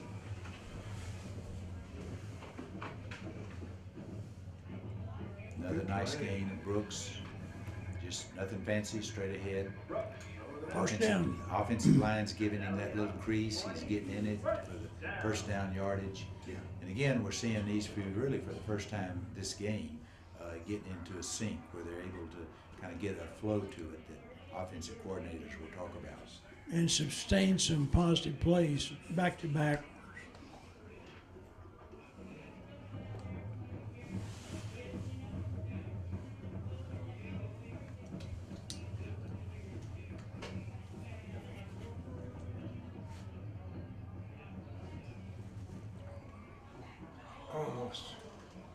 Almost a one-handed catch. Intended receiver for Tyler Wagner, well covered by Javon Livingston. In fact, he was probably in a better position to make the reception, but that ball goes incomplete, bringing up 2nd and 10 on Eastview on Cedar Creek's 42-yard line.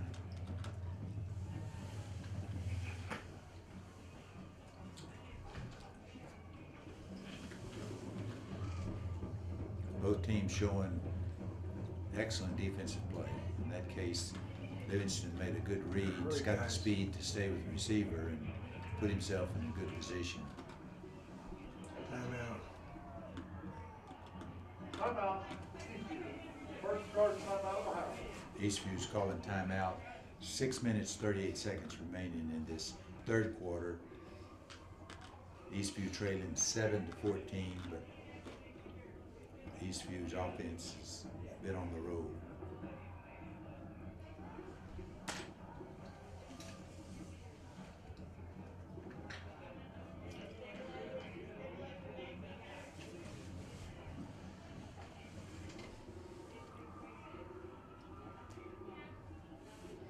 Eastview Patriots started out in non-district 5-0, but our district was a little tougher when we started district play. Snap back. Jackson taking that handoff, avoiding what would have been a tackle for loss, and turned it into a positive gain of about 3 yards. Bring it up. 3rd and 5. 3rd and 5, depending on how many yards they make. Snap back to Colson. Good catch. Charlie Ross going down to get that sprint out pass from Colson, coming up with first down. Charlie Ross has been a go-to receiver tonight. And he did a good job of knowing his down and distance, so he got enough yards for that reception to be a first down. And we've got gonna have an illegal procedure, and referee Dees is calling that on Charlie Ball Ross. start. Number 9, simulating the snap. 5-yard penalty, still first down. Someone said, why do high school players do that? And I said, watch pro games, watch college games. They have all. That is right. They don't have a corner on the market here. No.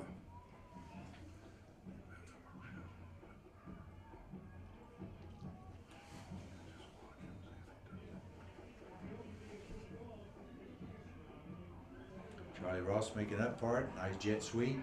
Staying in grounds. Avoiding what would have been a tackle by Aston Fuqua, and he gets another 6 yards down the field. First down, and that's going to scrimmage on about the Clear Creek 16. And that's his second jet sweep of the night.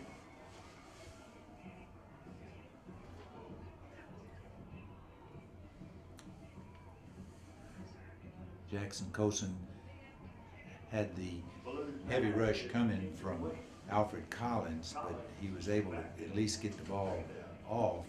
Fell short, incomplete, bringing up 2nd and 10 on the 16. Took a lot of courage for Colson to throw that ball because he knew he was going to be hit. Oh,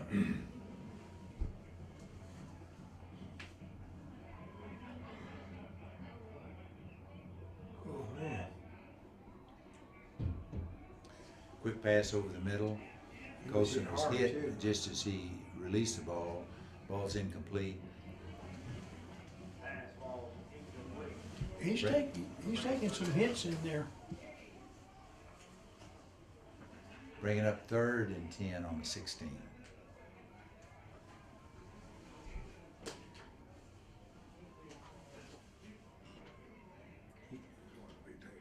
Yeah, he must be taken out. Why he's doing Yeah. Colson is now taking a knee. He's taken 2 hits in a row, and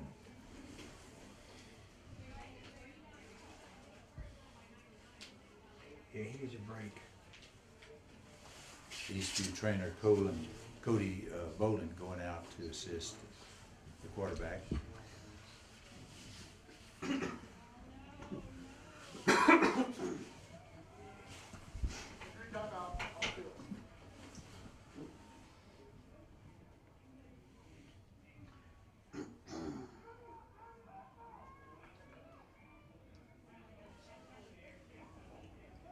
We have a good backup for him, man. So I hope we have a good backup for him. Jace Petty coming in for Jackson Colson. Tough situation to be coming in, down 1 touchdown. 3rd and 10 on the 16, but you got to be ready.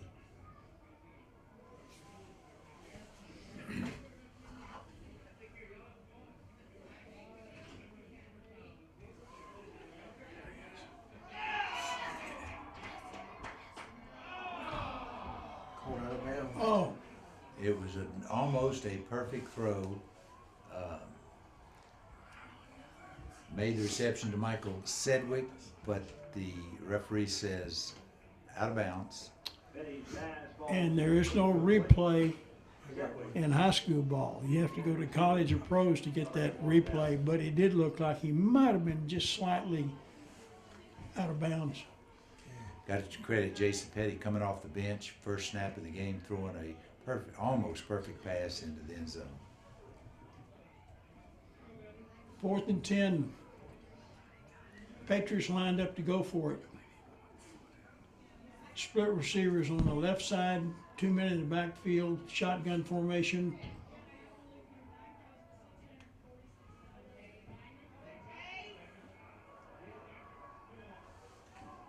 Oh, intercepted. Intercepted, but actually that if it had batted it down, he would have gained a few yards. He actually lost a few on that interception, but you can't tell your defensive backs don't intercept. But Well, it's an untimely situation. He came in and did a good job, but almost completed one that was ruled out of bounds. But Jackson Colson getting hurt on that series was bad luck for the Patriots. so now Cedar Creek takes over on their own 9-yard line, leading 14-7 with 5 minutes and 25 seconds left in this third quarter.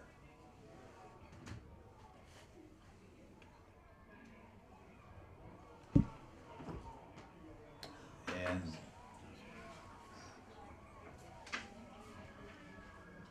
Seth Kirkland putting the pressure on Tim Caldwell, forcing him to throw early, throwing it out of bounds, stops the clock, 5 minutes, 19 seconds in this third quarter, 2nd and 10.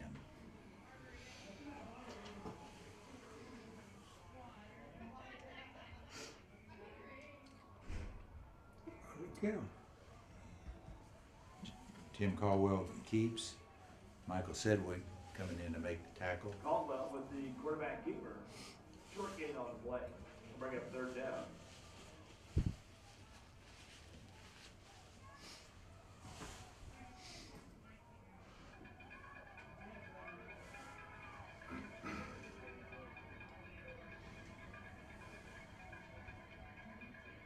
Third and 9.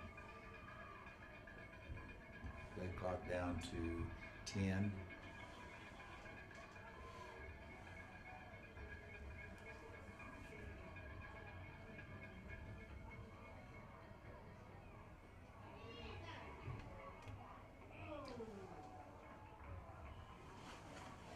Brings up a 4th down play, incomplete. Tim Caldwell could not get that ball to the receiver, threw it out of bounds. So we have a 4th down coming up, and the Patriots should get the ball in good field position. Ryan Adams putting the pressure on Caldwell, forcing him to throw out of bounds. Bringing up a punting situation. Figueroa punting. It's a low kick. Fielded on the run by great move by Isaiah Jackson. Jumps over the boy. Catches the low punt. Jumps, clears him, moves another 6 yards down the field, giving Eastview, for the first time in this game, starting a drive deep in Cedar Creek's territory. They'll be scrimmaging from Cedar Creek's 16-yard line, 1st I and never 10. seen that just that high.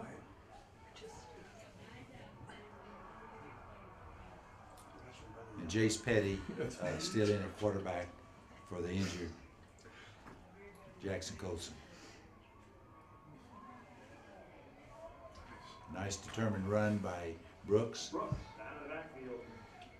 Going off tackle for a 5-yard gain. Second down.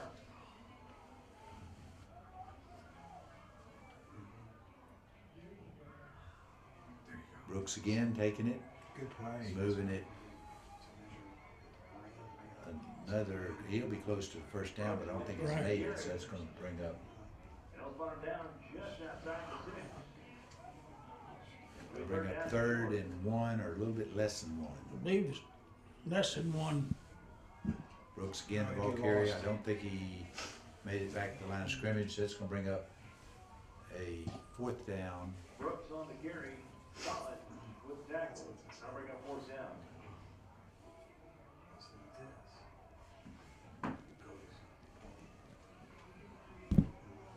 Fourth and 1.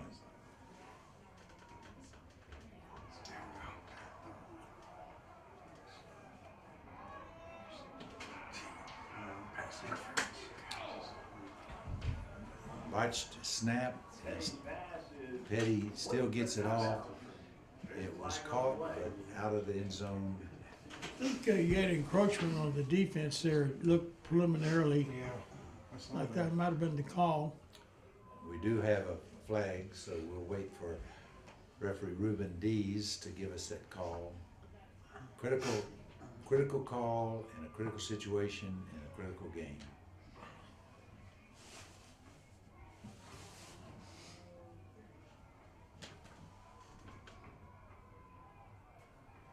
And referee Ruben Dees will give us his call, but he's going to first consult with Eastview.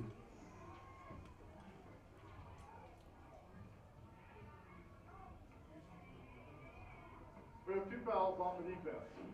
Offsides, number 31. That's declined. Pass interference, number 3. That's accepted. Ball placed at the 2-yard line, first down. Huge play, big Big play. big call, big situation. As we said, this is a tight game. 4th down, the penalty gives Eastview a new set of downs on the 2.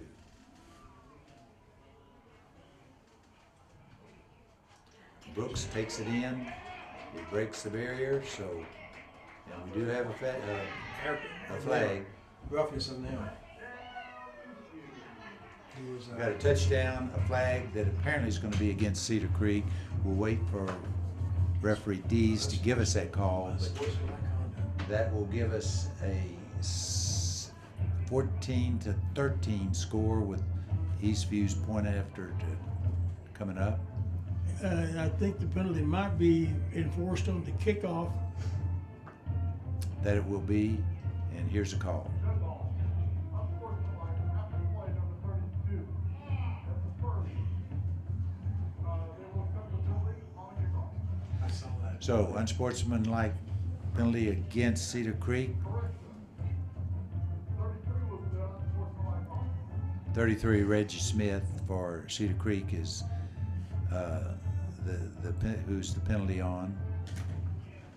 Rodriguez is attempting the point after.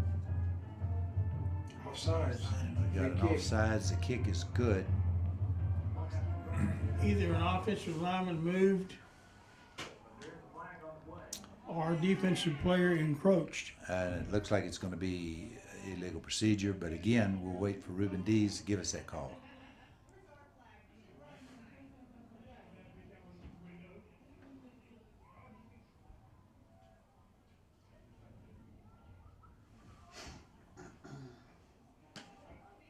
He didn't see anything. So it's against Cedar Creek.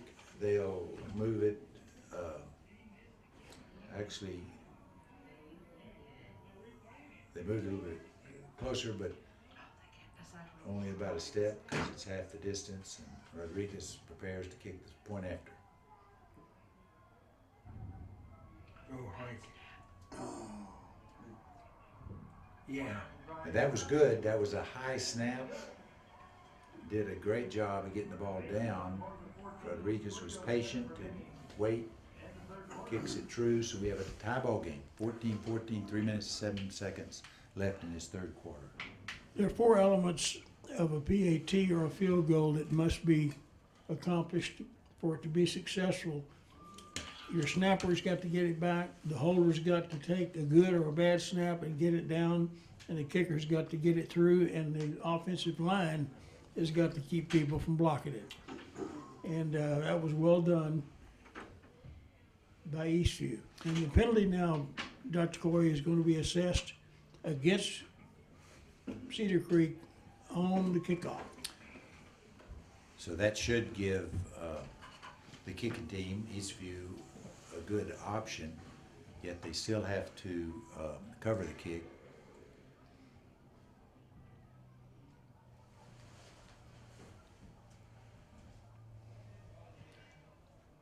So this ball is moved from the 40-yard line to the 45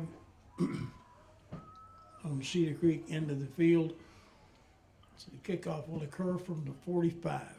So if he kicks it into the end zone, it comes out to the 25-yard line, which would be only a 20-yard kick in that case. So if he kicks it out of bounds, then that's a penalty. So oftentimes the kicker will elect to do a pooch kick, kicking it high enough to allow the coverage team to get down, but sacrificing the distance, which in this case he doesn't need that. probably be around the 15. It is a pooch kick towards the sideline. Oh no, I got him. Javon Livingston making that catch. Did a decent job of staying in bounds and yet getting some positive yards. So Cedar Creek now will scrimmage on their own 28-yard line.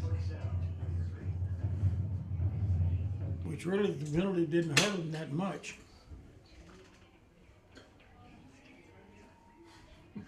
But the drama continues with the 14 all time. Third quarter winding down.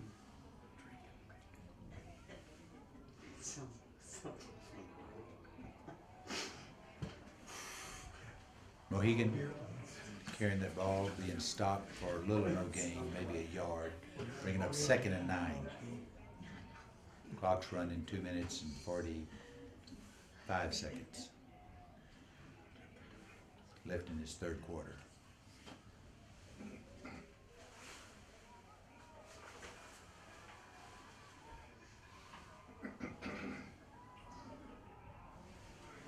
Good throw and a good catch, immediately hit by Charles Ross, but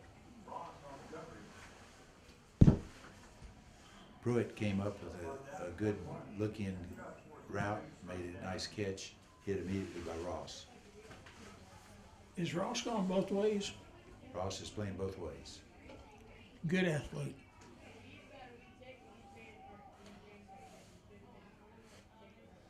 First and 10 on Cedar Creek's 41-yard line.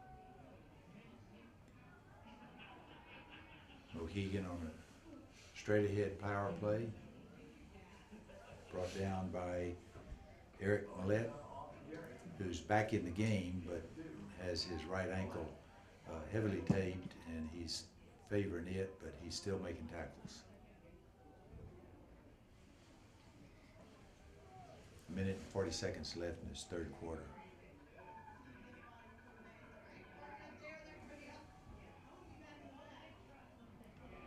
Good throw, good catch by Clayton Benaric, moving for the first down. Does move the chains over to the Patriots side of the 50, the 48-yard line.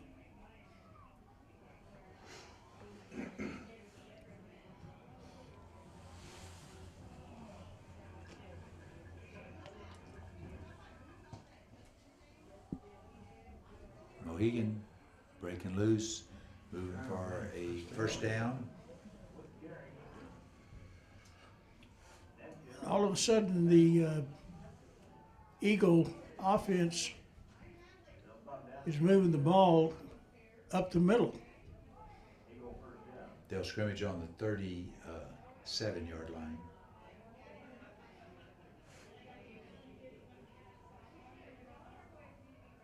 Oh man. Another nice throw, well defended, but Clay Benaric comes up with a look-in route and a catch. Charles Ross defending, hit him immediately, but that was for a first down. Moving the chains. Now the scrimmage is on the 16-yard line. 26. 26-yard line. 25 seconds, clock's running, left in his third quarter.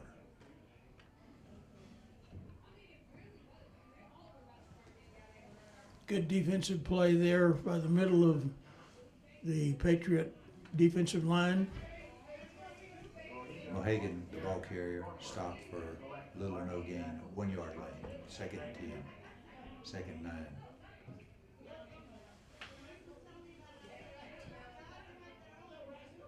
That's the end of the third quarter. End of the third quarter with the score 14-14 in this crucial district contest on the 9th week of the season. Actually, it's the 10th week because there are 11 dates to play because some teams have odd numbers in their districts and have to have open dates down in the district. This is crazy. I know. So coming into tonight's game, everything was tied up. The season record for both teams the same, the district record for both teams the same, and it's been a tight game throughout. And starting this fourth quarter with 12 minutes to go, we're tied 14-14, and there's a battle that's been going on the whole game.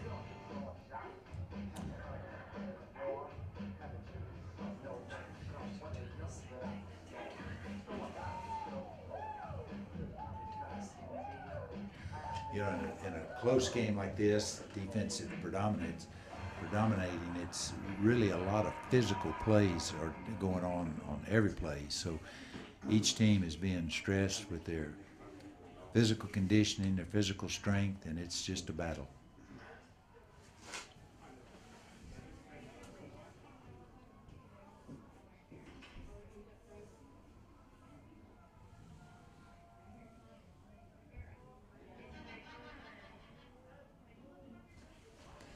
Caldwell keeps, forced out of bounds by Brandon Hernandez, and he's moved for probably a yard or two. I think they're going to give him a yard gain, bringing up 3rd down and 8. This is where both teams tonight have not had great success on 3rd and long. But this probably is 4-down territory, wouldn't you think? Yes, it's too far for their field goal kicker, obviously too short for a punt, so it's 3rd and 7, and this is 4-down territory for the offense. Trip receivers to the left.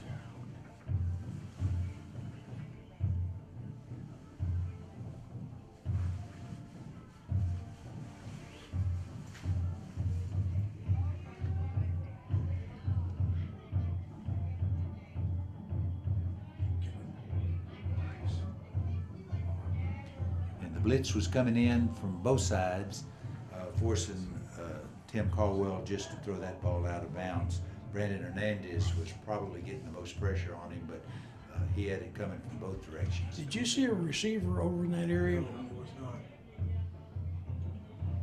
There was one short, which probably constituted a receiver in the general area.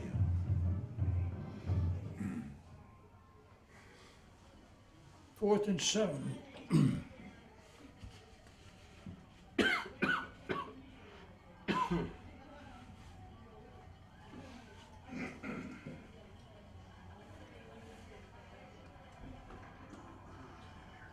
Back to pass. He just heaves it. Oh, And if everything prevails, Jordan Oswald comes up with that Hail Mary type pass on an interception, and that indeed's the case. So Eastview not only defends the goal, they get the turnover and a new set of downs for a new possession for Eastview. This has been a fun football game to watch. If you're a football purist, a lot of the fans like more scoring, but there have been some great, as you said earlier, great tough contact and play in that line. Brooks straight ahead handoff, hit by Host. He'll have a 1 or 2 yard gain.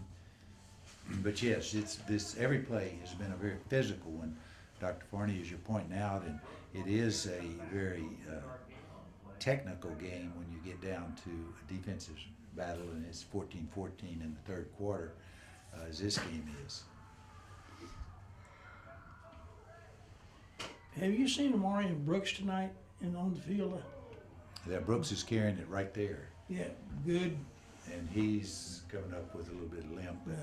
Brooks has been a workhorse, and he's got a cramp.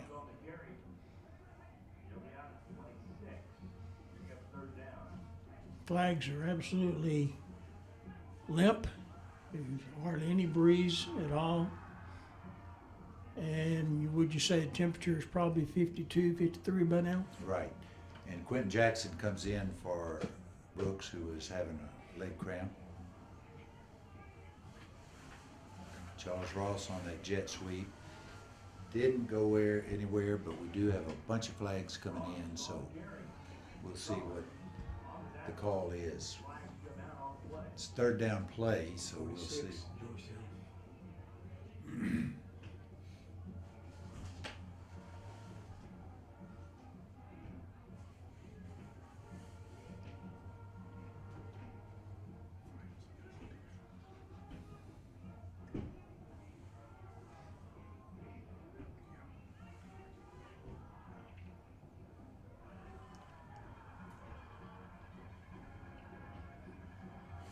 We didn't get an explanation of the penalty. Looked like unsportsmanlike conduct on Cedar Creek, because that moved the big penalty against Cedar Creek, giving Eastview a new set of downs, 1st and 10, on their own 41-yard line.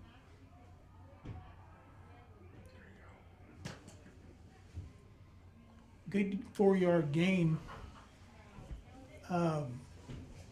Right up the middle. Quentin Jackson making those, fighting for those tough yards.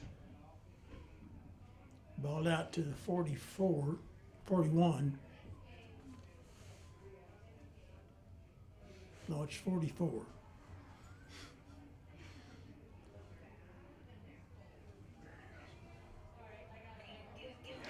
Charlie Ross just comes up with an unbelievable catch. He was well defended by Ty Pruitt, but Damian Perez, but he just was patient, goes up at the highest point, makes the reception, comes down, and he even gets a few more yards. And that may be the play of the game so far. The score tied.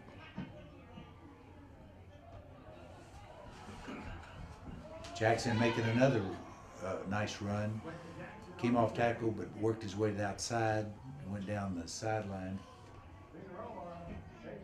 for a nice gain, short of the first, but bringing up second and about 1 or 2. 2nd and 1.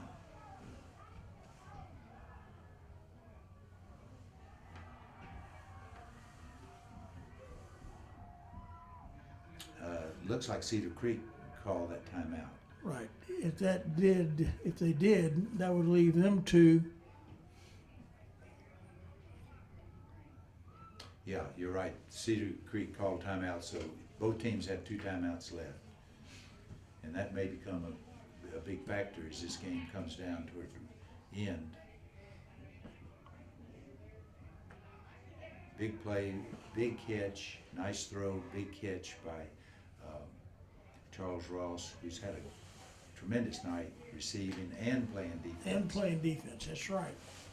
And this late in the year, that means that his conditioning is good to play both ways in a tough ball game, contested game like this one. And especially the 2 positions he plays requires a lot of running, so you hit the nail on the head with his conditioning.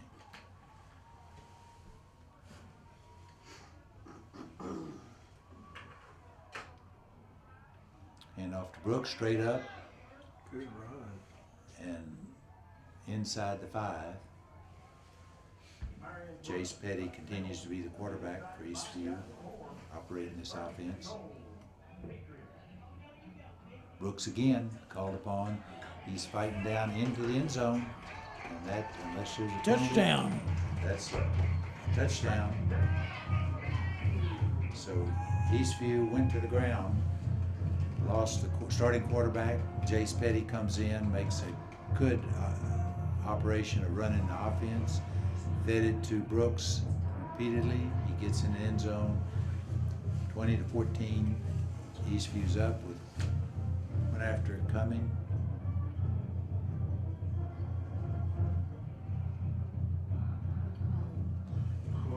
Fumble snap. And we We do have a flag on the play, but I think it was good. Rodriguez was very patient.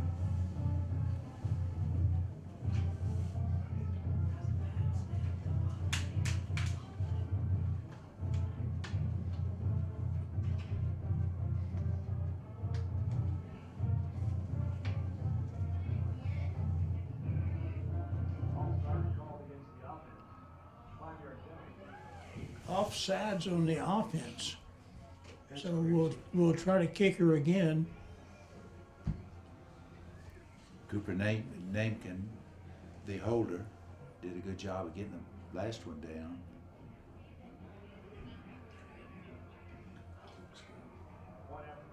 He gets it down. Good. Rodriguez kicks it true.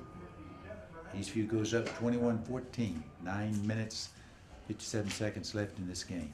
You know, Rodriguez has been very consistent this year, Dr. Coy, in his PATs and medium to short range field goals.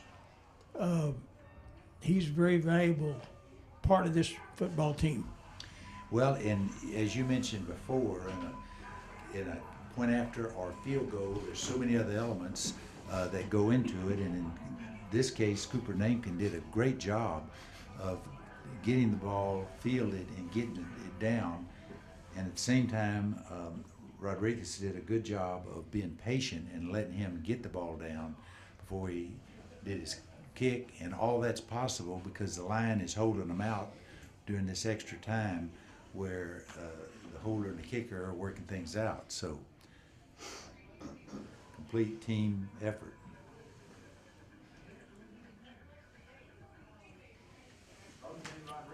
Now the drama returns as Cedar Creek will try to answer. Yeah, as we get down to this part of the game, every possession is important, but especially for the outcome of the game. And Rodriguez is making his three-step kick.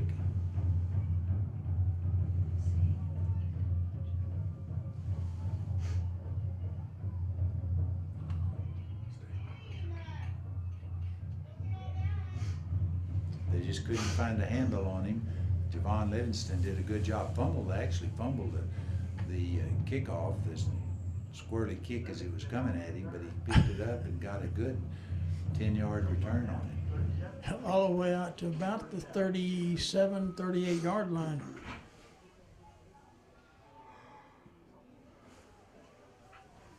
Where, as they say, the Eagles will set up shop with 3 wide receivers, 3 in the backfield, shotgun formation.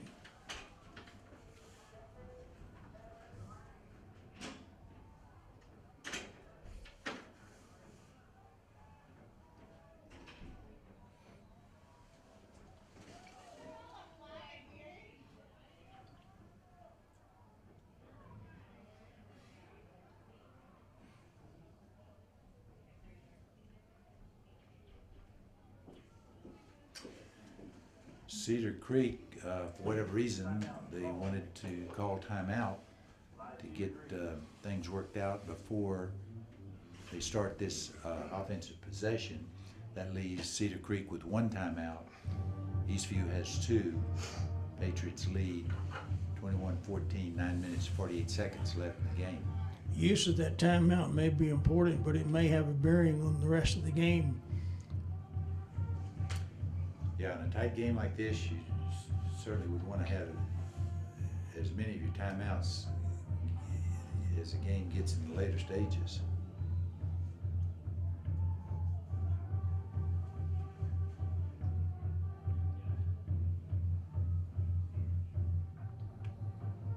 Livingston getting the ball, he's got a lot of speed, gets to the outside, fighting for his up 2, but not a first down, but he's got about a 7 or 8 yard gain.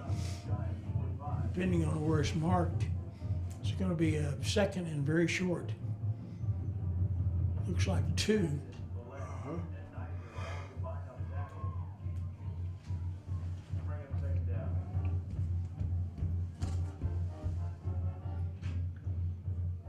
And Again, we got the same formation, 3 in the backfield shotgun, 3 split receivers left and right.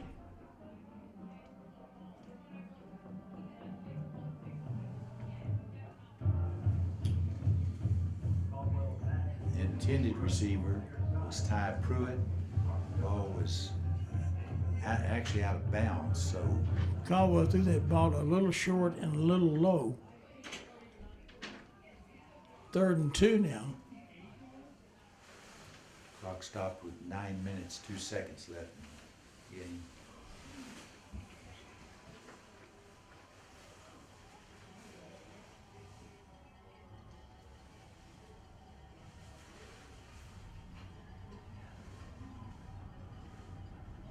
Livingston hit almost immediately.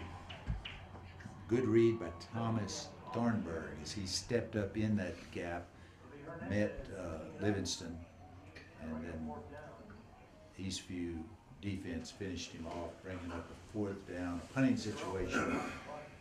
8 minutes, 40 seconds left, clock's running.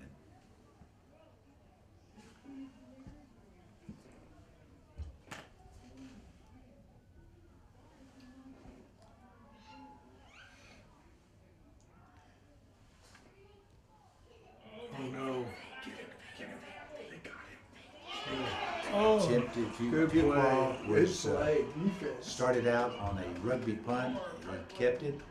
Eastview was return team was very alert. In fact, Eastview did not have anybody back to defend that, to receive that punt. So Eastview now takes over in Cedar Creek's territory on about the 41-yard line. Huge play. big play, big defensive play. We got a number of defensive heroes we could point out tonight. And it may be the entire defensive front. And again, they're giving the ball to Brooks. Straight ahead running. Picked up a couple of yards. And quickly, tempo, they're to the line, ready to go. Again, strong run by Brooks, straight ahead. Twist and turning. And that's going to bring up about a 3rd and 5.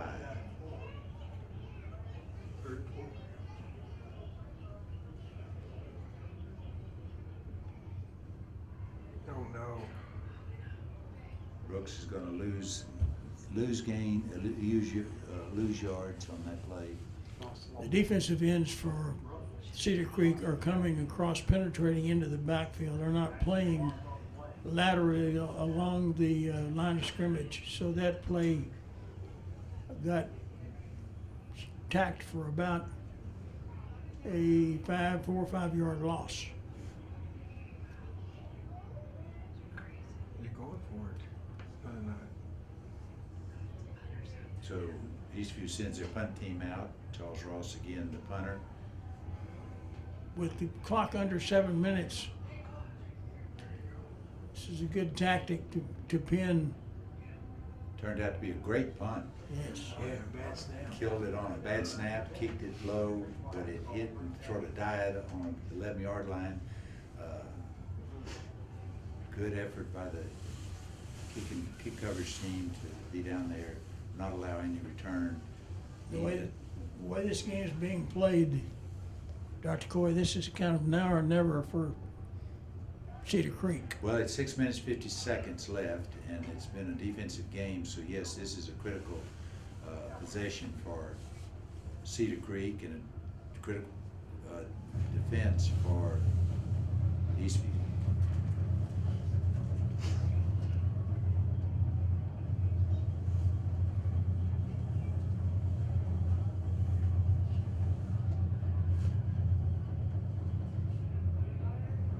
Pass received out around the 17, 18 yard line. Livingston making that reception. Eric Millette making that tackle. Quentin Jackson was there too. 2nd and 4.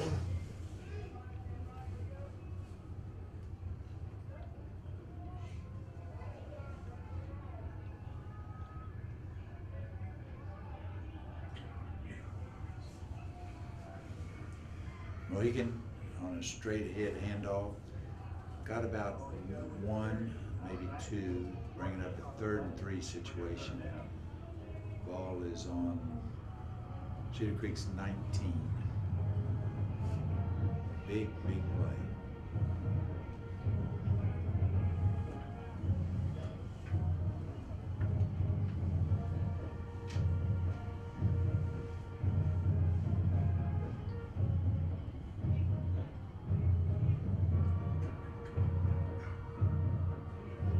And it's a first down out around the 28-yard line. Livingston making that reception, moving for the first down. Cooper Namkin coming up, making the initial hit. Roland Hines was there as well, making the stop, but not before first down. 1st and 10 on the 28, 5:30 left in the game.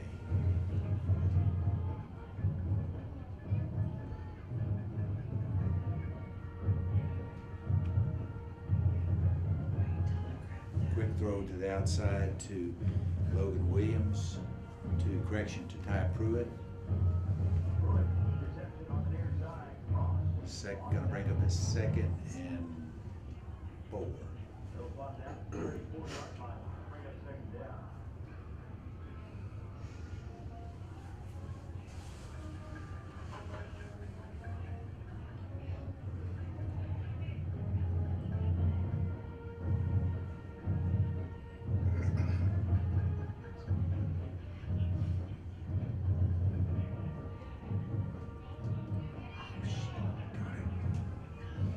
Quick throw out to Livingston.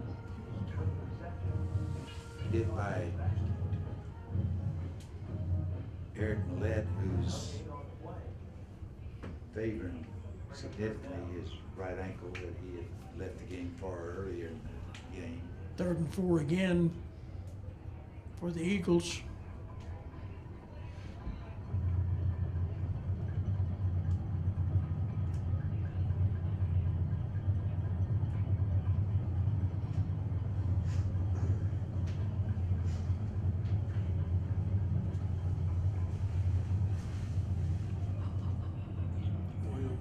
Pass is thrown deep.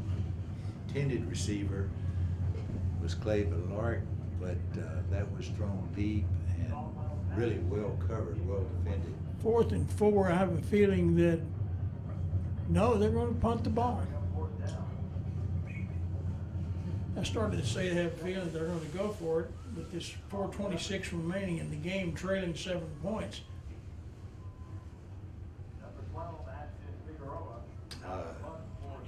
Eastview has nobody deep. They're playing the run. Pooch kick's going to hit and roll. Actually, it kind of died and dropped out on about the 27-yard line. And this might be where the timeouts would come into play. 4 minutes, 18 seconds left in the game. Now the clock is becoming more and more important. Eastview would need to make first downs. The question is, do you start running the play clock down, because you're only 1 score ahead, so you can't be too cautious at this point. I would think what they might do is continue with their attack up the middle, running the ball. Brooks again, hit, spins off. Tackled by Jafar Johnson. Bringing up a 2nd and 6, but 4 minutes left in the game and the clock's running. Burn that clock up. And they are going to work the play clock. It's at 22, so they'll probably take it down to less than 10 seconds on this next snap.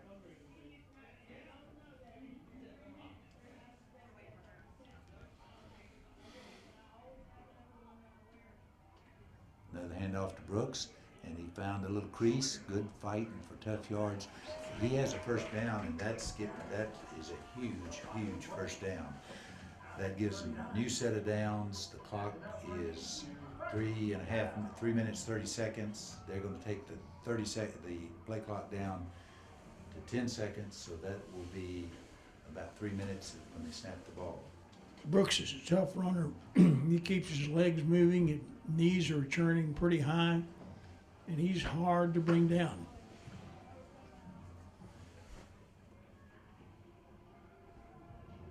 Again, a handoff.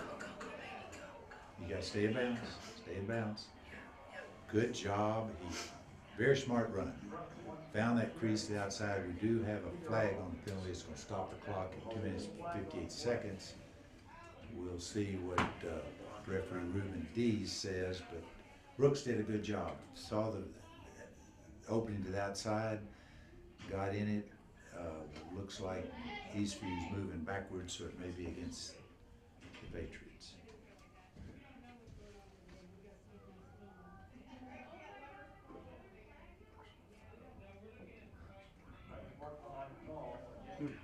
Unsportsmanlike call against Eastview, which in that case, that is not a smart penalty. No. Not a smart, no penalties are ever good, but that's, you want to keep the clock running, it stopped the clock, took the yards away. Lots of things were wrong with that penalty, and it was all unnecessary. So now they're behind the chains. 2 minutes 58, so clock does start, but huge difference. Instead of 1st and 10 in Cedar Creek's territory, Eastview now has 1st and actually it's going to be about 1st and 14, 1st and 12.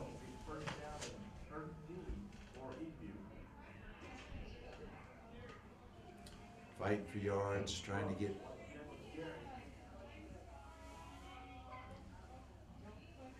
Again, Brooks is being a workhorse on this. Second and 13. Well, I think it may be about 2nd and 10 when they.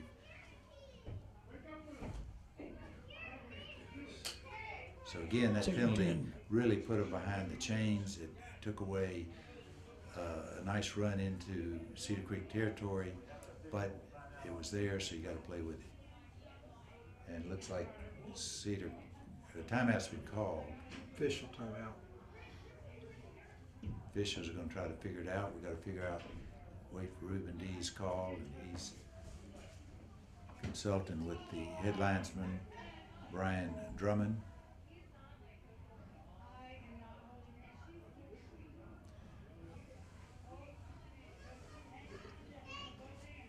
The officials have done a pretty good job tonight, but their signals have not been that clear.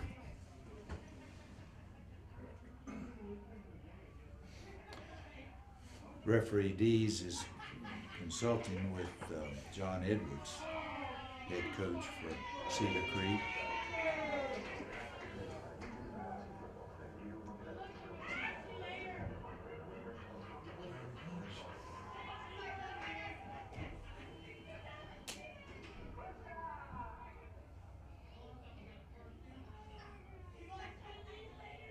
Well, we've got a long work stoppage here with 2 minutes and 10 seconds remaining.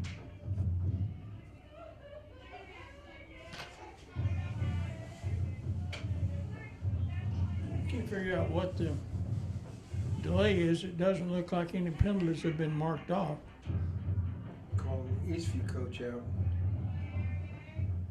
So we've got the microphone on referee. Well, it's still not working. The referee's Diaz microphone's not working, so we're just having to sort of read the body language, but both head coaches seem to be satisfied with the explanation. 2 minutes and 22 seconds, and now the clock has started. It's 2 minutes, 20 seconds on the play clock, so they'll take this thing down to almost 2 minutes before they snap. 2nd and 7.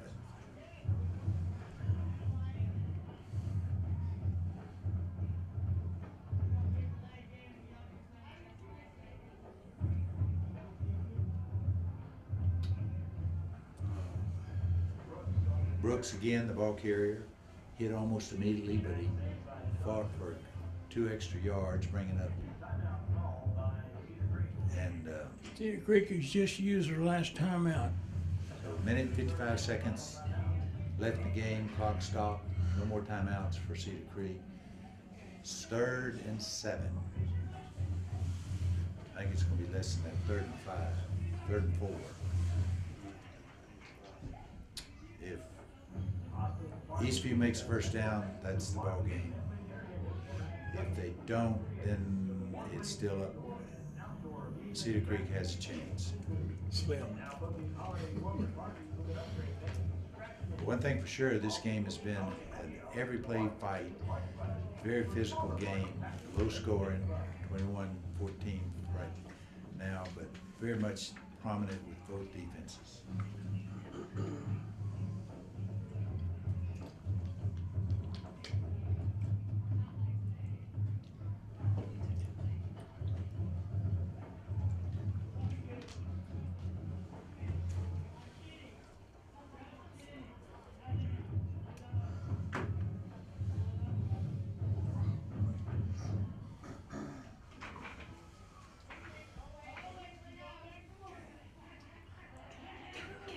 There's his week. First down, And that may be the ball game. that could be it. That's, No timeouts remaining. 21-14 lead. Clock still running. and very appropriate that Charles Ross on a jet sweep makes that first down. He's played one heck of a game, and unless they fumble the ball, they should be able to run the clock out. New set of downs, minute 27 seconds, they'll snap the ball with it about a minute and 20 seconds, so they'll have enough to milk the clock. And what's the good thing about Charlie Ross? Dr. Coy, he's a junior. He gets another year. Another year. Come on, Neil. When are they gonna take a penalty? Timeout. Why would they do that? That's a good question. So we had to stay here long. Probably go over. They probably took a timeout to make sure everybody on the field understands what we're trying to do. Exactly, and also took the clock down all the way to minute and 7 seconds. So with Cedar Creek not able to stop the clock, no timeouts, then Eastview can run this clock down. Basically down the ball twice. So if this prevails, Eastview will, at the end of this, will be 6-3 for the year, 3-3 in district play. Cedar Creek will be 5-4 for the year, and 2-4. So that'll put Eastview in 4th position for the district, and they'll be behind Weiss, Brenham, Glenn, and then Eastview in the 4th, and that's will put them into the playoffs. And Eastview's going into their victory formation. They'll snap it a couple of times, and this game will be over.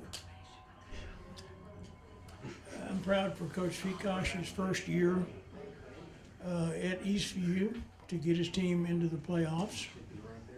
And that's an achievement as a new coach. As you take over, you've got to reteach a lot of times your terminology and your philosophy. And so even though it's a 4th place, it's a playoffs. And we have a lot of schools that will not make That's the the ball playoffs. game. And that's the final snap. Eastview 21, Cedar Creek 14. And it's been an incredibly tough game. Unfortunately, injuries on both sides, especially some key players for Eastview. But they prevailed, they have won, and they are in 4th place in district.